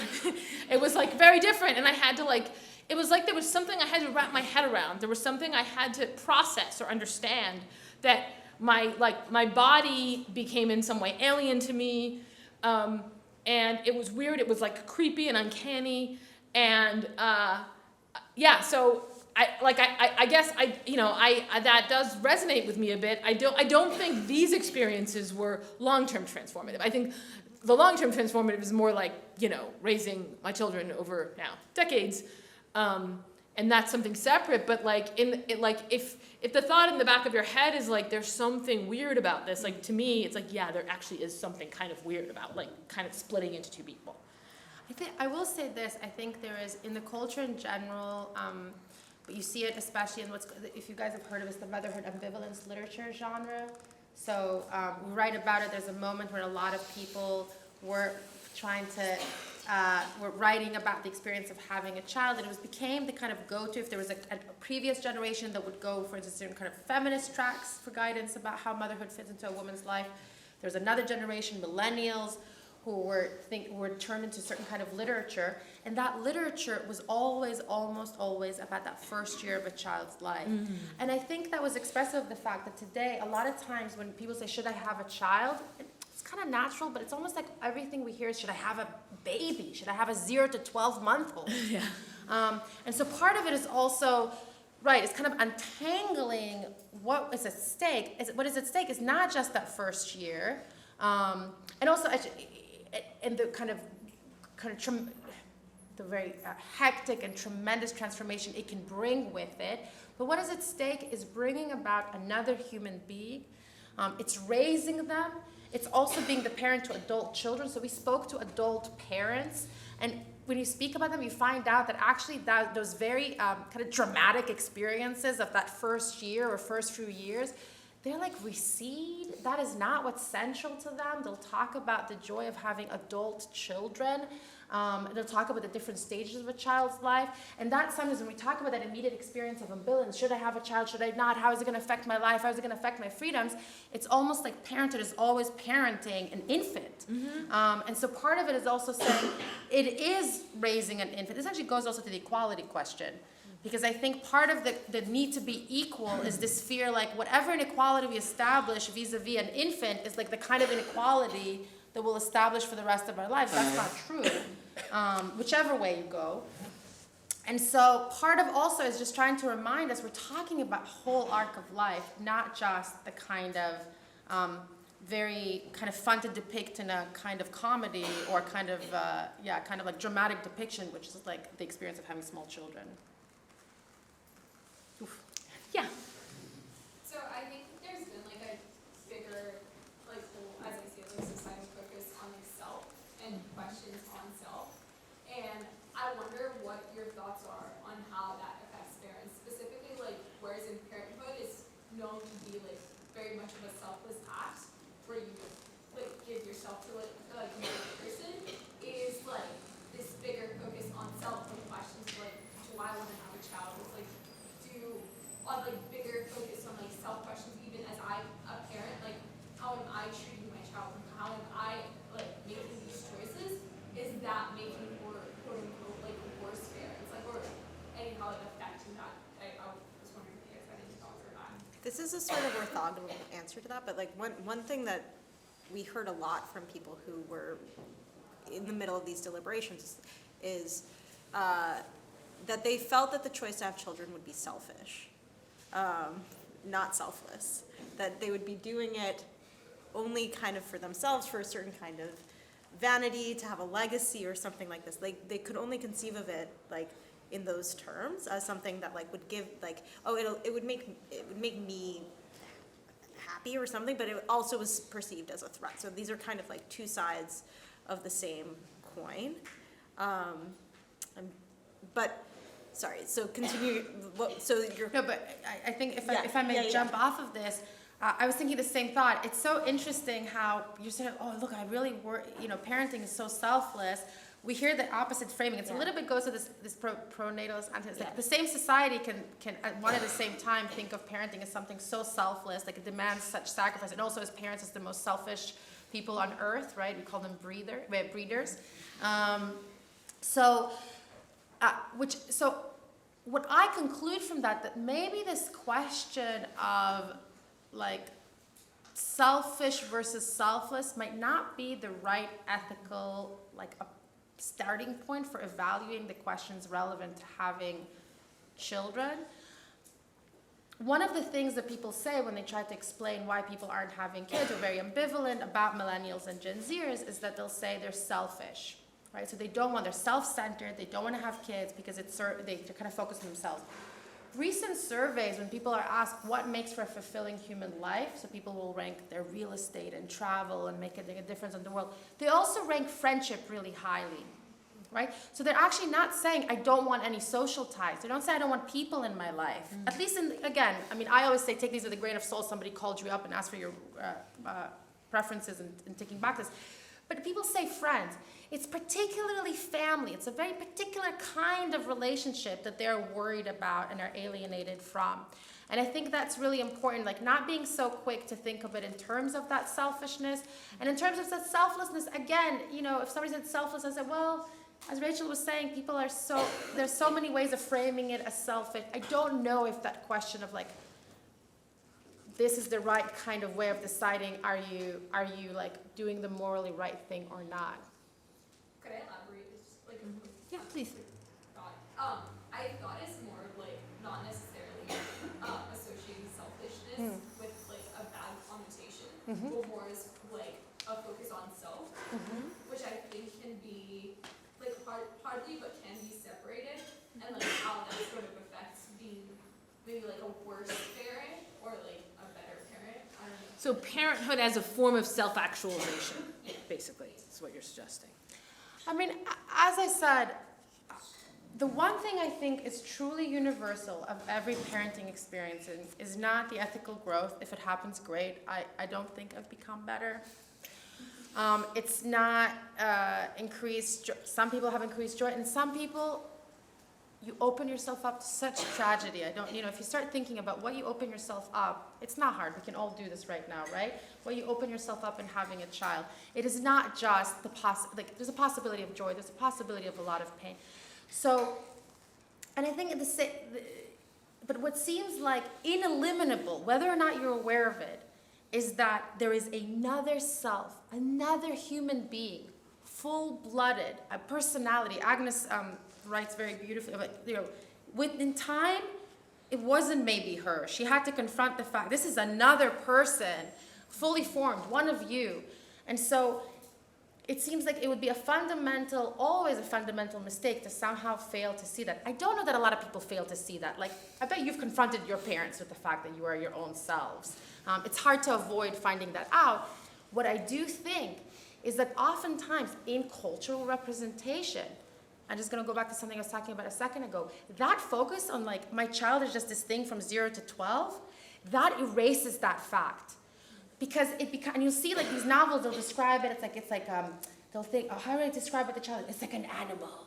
It's like an alien. No, it's true, it's an uncanny experience. But it's also a human being with a personality. We kind of make a comparison between one kind of novel and an Elena Ferrante novel, where for her, from the first moment, that person, that's a person with a personality. No matter how, so we'll still figure out, it's a real human being that's going to be autonomous in the world. And so there's a kind of way of hearing like self-actualization, but I would just say that's a joke. Because you're never just actualizing yourself. There's another person there, and if it's not clear to you because you've done it for the vanity of like the pregnancy and for the vanity of the accessory of the baby, trust me, that being is going to become a fully fledged human being. Is going to make it very clear to you this isn't just about yourself. I think one thought I had about this just now is one way that it shows up that it's not about yourself is if you have multiple kids. You might just naturally and easily get along with one of your kids. They think like you, they react like you, they respond like you. And then you might have another kid, and that kid is just like I have a kid who often doesn't say what he means, or say the opposite of what he means. To me, this is super confusing. Every single time, I'm like holding him to, I'm like, but you said, And like my husband will be like, you have to understand, especially when he's emotional, he'll just say stuff that he doesn't mean. And I just think he means it every time. And I like the override in my brain to be like, remember, he's only 11 and he doesn't mean it. But that's just really hard. So it's sort of like, I can't, if I were actualizing myself, if I were just I would just like, let me just hang out with the kid that makes sense to me. And like if I were choosing friends or something, I wouldn't choose the person that I struggle to communicate with, but it's my child. And there's a sense in which I don't sort of get to see it as a self-actualization opportunity. It's like, this is the child I have, and this is the conversation I have to navigate. And so, I mean, I think this is true even if you just have one child. It just becomes very visible to you. If you have multiple children, that there's going to be, like, that you have to put, like, create the effort differential that makes up for the natural, like, incompatibility. And if you were just actualizing yourself, I think you wouldn't do that. Yes? I think there's supposed to be fewer questions as we go through. I know, a lot of you are sticking around for this one. Someone earlier asked about the duties that we have towards our parents. And you would kind of offhandedly mention like a straw man, people talk about wanting a legacy or wanting to have kids to take care of us. Yeah. And I want to ask... Two different things. Legacy and pension plan are different. Okay, so I want to focus on the pension plan. Uh-huh. Because I think that this idea that would even be in question is ahistorical. And even today, I have lots of friends who are second generation. My mom's parents are second generation, and the idea that you would even negotiate or be up for discussion, like, what are my duties towards you? It was just not a question. The idea that you wouldn't have kids, for example, to help support the household, that was the default. And I want to ask, as I'm now watching, I'm watching my parents' generation take care of the generation before them who are in the end of their life. And I'm watching also the people who did not have kids go through that and alone. So I want to really motivate, I know which one I would choose if I had to choose between being surrounded by friends and family who are taking care of me or doing it alone. Is that a bad reason to have kids? Not the only reason, but one of them. What a bad reason to have kids. As I was saying, I think this is a bit, I'm thinking on the spot, but I have this intuition that whatever it is that you might tell yourself when you're faced with the possibility of creating human life, that whatever it is that you're telling to someone else when they say, why did you have kids? And you're like, here's a reason. Like whatever, certainly your action is not reducible to that explanation. You have not, in having a child, no matter what you might think, have merely created a pension plan. Partly for what we were just discussing, you have created another human being. Whether or not they'll function as your pension plan, that's up in the air. Because partly, if they get a whiff of the fact that's the only reason you've been investing in them, telling them you love them, that's. But the point is that I think there is a real gap. And maybe it goes even to the very first question, the reason people give for not and the real people give for yes. There's a real gap between our ability to speak about this, making it intelligible, make intelligible or pull no, or make intelligible or pull yes, and the experience, which is creating another human being in which you enter into the most intimate relationship two human beings can enter. One of complete dependence to start a life with, and then one of adult individuals. And that is to say, if that is what looms large in your mind, because that is what you see your parents struggle with, I don't think this is somehow something that we need to penalize or stigmatize, as we shouldn't with other things that seem attractive about this. The truth is, in having a child, you are giving yourself potentially much, you're taking on such a huge risk and responsibility. This is not if you want a pension plan, there are more reliable things to do it. I know you guys are in college. Some of you I know are thinking about it more than my generation thought about it, but there are more reliable ways of making sure you're going to be taken care of in your old age than investing in your children. Materially, technically. This isn't foolproof, certainly not today. Your kids might suck. And tragedy looms large. And so I would say it's not a good, it's practically not what we should be, but if that is what you're worried about and what you want to make sure is to have that, what way I would put it, it's not a pension plan, but making sure you have a stable connection with a younger generation in that way, that doesn't seem to be, again, going back to the selfish in some bad way, an unacceptable way. You wanted to live a human life that, again, is intergenerational. Yeah, and I will just say, like, again, one thing that hasn't come up is that, like, you know, yes, having children is a choice for a lot of people today, but in some ways there are elements of it that are just not really chosen, right? Like, you don't get to choose what kid you have necessarily. You get to choose how you raise them. You don't necessarily get to choose whether or not you'll be able to have children, or there are biological concerns and issues at play. But, you know, if you invest yourself in you know, caring for other people, you know, there's no guarantee that they'll care for you in turn when you're vulnerable and dependent. But you know, you can orient yourself toward that, you know, with that in view. I just I have to recommend a novel. If you're interested in if you're interested in something that cuts a little bit against the kind of romantic picture of, like, in the past, people could assure that their future, you know, someone would take care of them in their old age. Émile Zola's The Earth is a novel about peasants who work on a farm and who have children, and the parents sort of have this expectation that their children will take care of them, and the children sort of do. I won't do spoilers. It's one of the best in his like 20 novel cycle, The Rugo My Car, and it's just very, it feels very real in terms of, like, what that really looks like psychologically in terms of the sets of interactions and the kind of world of constraint, the larger world of constraint in which that mode of thinking was at home. So, yeah, in the back. Hi. So I think that point of choice is a really interesting one, especially as we enter an age technologically where there's a lot of discussion of especially genetic choice, but also genetic choice that might, you know, like, impact a child's character as well as its, you know, likelihood of getting cancer. So, like, do you think that having that level of choice makes the decision to have children more or less ethical, or that it tips the scale of the question in any direction?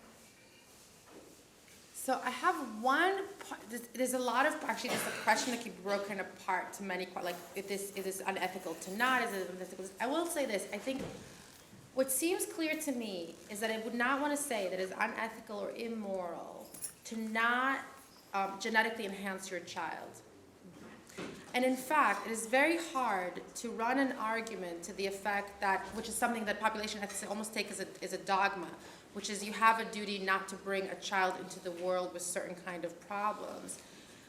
It's very hard to defend that argument while also holding what I just said, which is it cannot be your moral responsibility to enhance. You cannot be morally responsible to eugenesis towards your own progeny.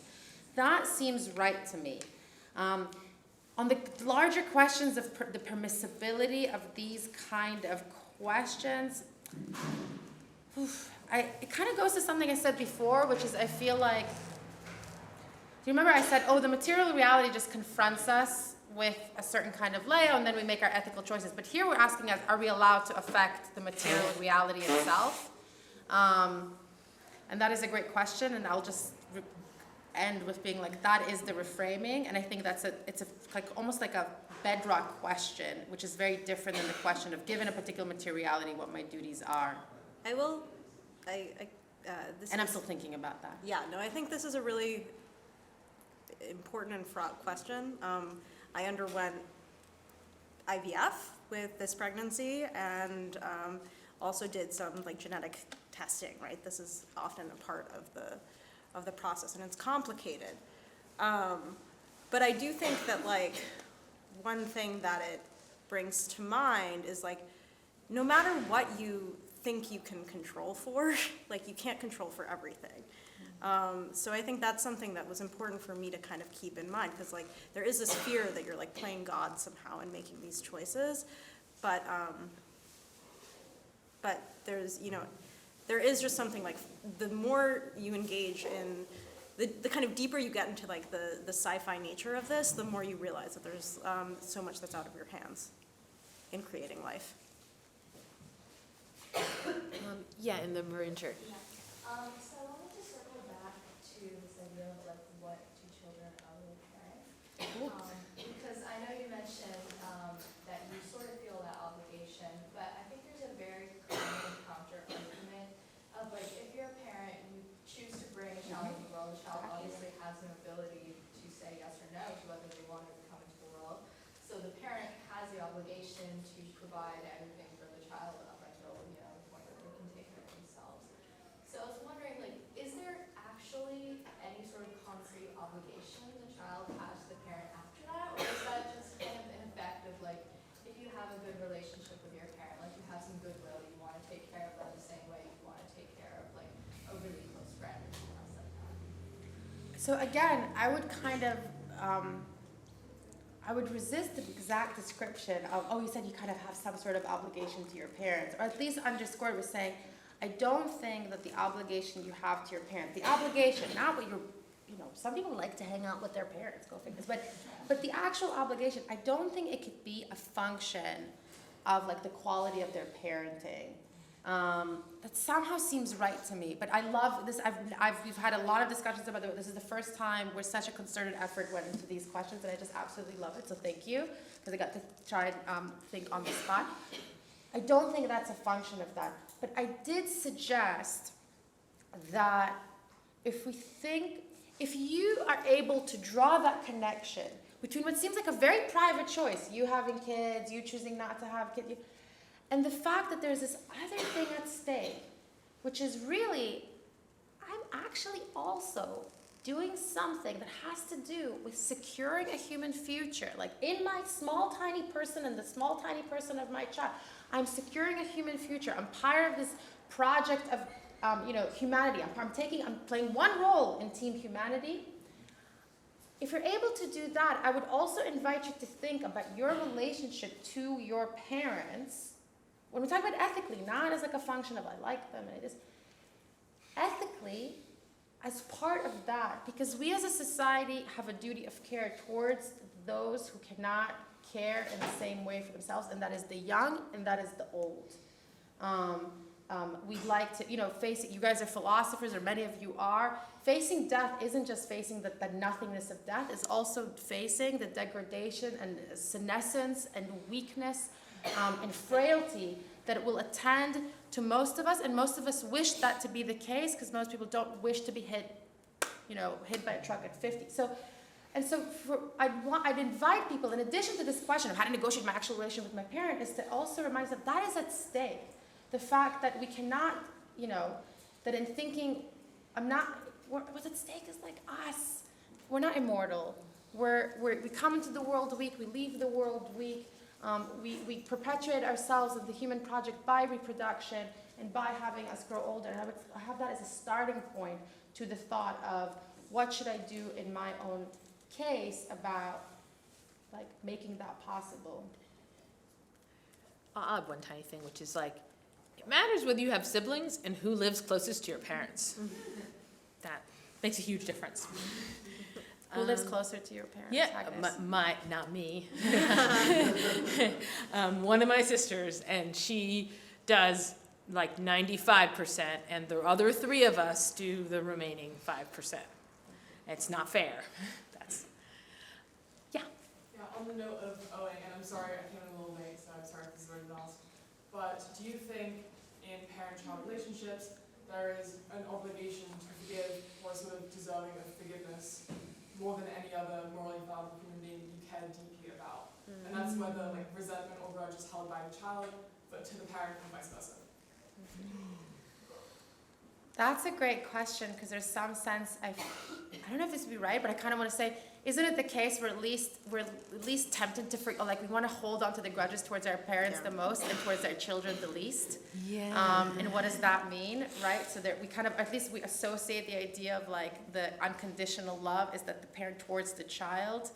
We ask, is there anything a child could do that could make you, that's why we don't let people be the judges of their own children's cases. We, on the other hand, see people are like very happy to blame their parents and hold grudges forever. That's a good question. How about I'll rest there? This seems to be why, in both cases, that tendency is why we don't let those people be the judges of those actions in any legal manner. I think it's not just parents. I would broaden it, like siblings. Like, do you have a special duty to forgive your sibling? People, I guess I think that there's something like, there's a special practice of maintaining relationships that you didn't choose and that aren't really in any sense the product of natural compatibility, right? And they're just going to be difficulties built into those relationships for that reason. And they're relationships that always have a history of grievance in them. And like, yeah, so I it's not so much that, I don't know whether that means you have a special obligation to forgive. I almost wonder whether it even makes sense to speak of an obligation to forgive. Like, I think forgiveness has to kind of be given freely, and so obligation might not fit.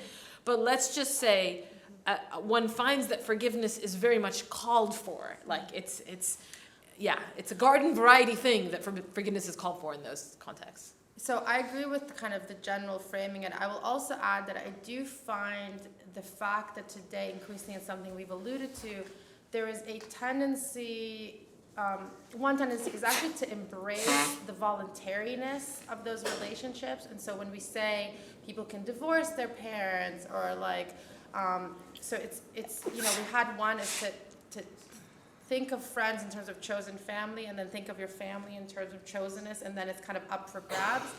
I have an intuitive kind of ethical aversion to that to me, as a general phenomenon, not in individual cases, perhaps in individual cases that is called for, but in the idea like we should encourage people, like that's some sort of, here's like we've ethically grown as a society, we encourage you to think of these relationships as voluntary, as opposed to trying to recover resources that allow us like to live through that. Partly because what we talked about before, like being able to, learn to embrace the fallibility of other people, being able to sustain relationships where obligations are relevant for the rest of your life that are not relevant in other relationships. That seems to be unfortunate and something that seems to call for some resistance. It also occurs to me, this is the first time I thought of it, but like that there used to be this relatively common phenomenon of parents disowning their children, right? We were talking about acceptance parenting, where like now that's no longer the case, but it's much more common in some ways acceptable for children to disown their parents.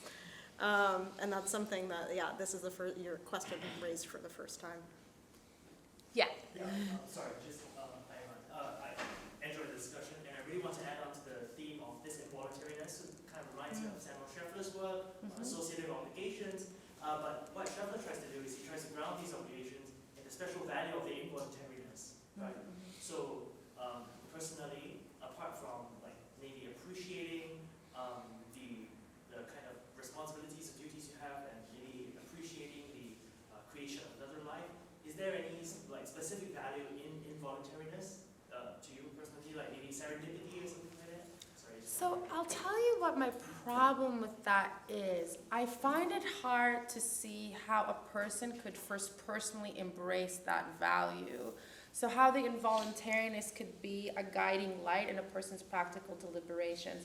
And for me, moral questions, or the moral, always, no matter how we kind of talk about it, ultimately has to be, we have to be able to think of it as a person contemplating a possibility of action. So there's no such thing as like kind of a third personal evaluation of like this is we can talk about that, but ultimately, and if you talk it in a way where I can never think of a person deliberating practically with that thing in view, then I'll be like, I don't know what it means. This has higher moral value. I don't know what it means.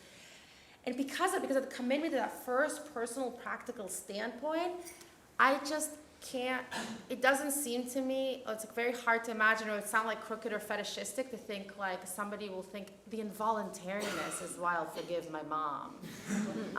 And because of that, that seems to me, but I understand what he's talking about. He's thinking there's a perspective from which I can see that the fact that, you know, people have to grapple with involuntariness, that's like a good thing about human beings. But in terms of it being an actual guiding light, I don't see that happening, and therefore I don't think you can ground the goodness of that kind of behavior and that kind of practice in those ways. So, I don't know if this is going to make sense or going to just make me come off as super weird, but I think conversations, casual conversations, tend to have at least two goals. One of them is bonding, and the other is inquiry or finding stuff out. The conversation might have other goals as well. But I've noticed that, in general, I'm always pushing to foreground the inquiry aspect of the conversation and pushing away from the bonding aspect of the conversation in many, many different contexts. And then I'm like, well, is it that I don't like bonding? Is it that I don't want to bond with people? And I think, to some extent, I think I like bonding a little less than the median person or something. But it's more that I really want the bonding to happen by accident. And so in a way, the answer that I just gave, where it's like, oh, well, there's the chosen people, and then there's like the people I kind of want everyone to be accidental that I'm connected to. Like, it's like, are we going to be friends? Like, that's not a question of are we compatible or do I like you? It's like, were we stuck in an elevator for 6 hours? Or, you know, were you my next door neighbor? And in that way, I want the conversational space to be free for inquiry. So we don't we just don't need to worry about like trying to get along I don't want to try to do that at all. I want to like let that part happen by accident, and then so that's a way of saying like I see a place for accident. It's a way for me to sort of clean up the conversational space. But can that help us think through why we should honor our be there for our parents? I mean, I think that the thing that this is the most involuntary of all. I was stuck for you for many years in the elevator. Exactly. Yeah. So that's sort of what I think being bonded to someone is you have special duties to them. And I guess for me, it's like that's just in general going to be, we were accidentally stuck together by some kind of an accident. Yeah, when I talk to a lot of people my age about choosing whether or not to have kids, a lot of them bring up climate change. Yeah. And I think that might just be because of the people I know. But either it's a fear of the pain that you're going to inflict on your potential child because climate change will affect their lives in so many ways that we have no idea about now. Or it's the pain, like the harm that you're inflicting on the world. So this is the most, the decision you're going to make with the biggest carbon footprint in your entire life. So what do you say to people who are afraid to have kids because of climate change? Because you kind of brought it up at the beginning and you were saying like, people have this worry, but it's not really what they're getting at. It's like on top, like the surface level answer. No, so I think it's a huge worry today. There was a moment in popular discourse where really the conversation about whether or not to have children, like that was its public manifestation. You couldn't go for a month without having an op-ed in the New York Times about should I not have kids because of climate change. The first thing I want to say, and you've actually done some of the work for me, is that the first thing I always say is there are two arguments here that you can disentangle. We call them the argument from suffering and the argument from evil, and you've just given them. The one is the argument that it's morally unjustifiable to subject people to the kind of fate that they're likely to suffer. And the second is that the worry that human beings are so evil or in a theological register so fallen that it's unjustifiable to bring more of them into the world. And then I want to remind us that these arguments actually have a tremendously long history. So this kind of argument has been raised more or less ever since philosophical questions have been raised at all, which can sound like a way of dismissing it. It's like, oh, that's nothing new. I don't think so. I think it does allow us to ask what's new about this moment, but I think it's really interesting and important to see just how deep and fundamental that the kind of history of raising that question is. I won't take us through it because it's late and there are a lot of hands. In terms of how to meet these, I think there are two things that go on. And disentangling the challenge really helps us because we can see what it is that we're answering. So let me start with the argument from evil. The argument from evil says we're so evil, we're so completely fallen. Why? Look at climate change. That's not just something that happened. That's something that we brought about through our selfishness, through our rapaciousness, through our self-involvement, and through our carelessness towards other being and future generations. I think there, and we've touched upon it, I think there the challenge is it's a kind of a moral valuation of us not as fallible, but as evil. And there, as I said before, I think that most of us in this room, I think it's something you can only see first personally, are in a position to recognize that we are not simply evil. Through our own commitment to activities of unconditional worth, which just means that you're not doing everything that you're doing just because you either feel like it or you just want to promote some other goal you happen to have. You do things because you think they're the right thing to do. You do them because you think that they have real moral worth and value. We know that others could do that in the future. So that's my answer to the argument. There's more details to it, but that's kind of the outline of the response to the argument from evil. That still leaves the argument from suffering. That's all but nice and well. Some people might be good, but how can we subject anyone to this fate? And there, I want to point out to the following. Underlying what looks like a really altruistic motive, right? I don't want to subject somebody to suffering they didn't consent to, is oftentimes the following kind of equation of moral permissibility to have children, a correlation of the moral permissibility to have children with the expected welfare of the child.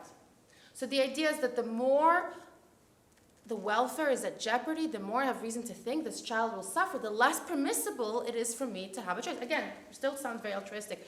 However, notice that there is one factor, a kind of set of factors that are highly correlated with the welfare of your child. That's your socioeconomic status. So within 2 minutes, what we got is the argument that the better off you are, the more morally permissible it is for you to have children.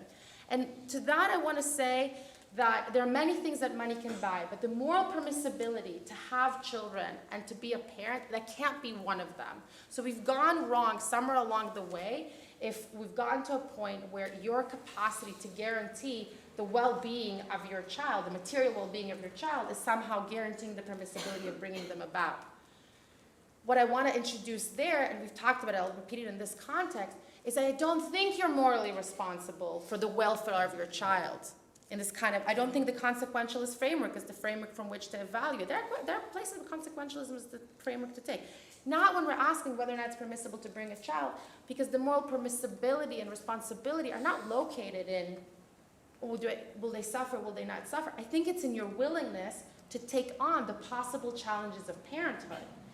When you make that switch, I think we can actually explain the intuition that most of us have, which is that the kind of people who bring children under circumstances that are difficult, that are challenging, that are horrendous. Think about the kind of conflicts that have been on everyone's minds in the past year and how we think about the people who choose to have children despite the kind of circumstances. We don't think that they're morally falling. We don't think they're morally irresponsible.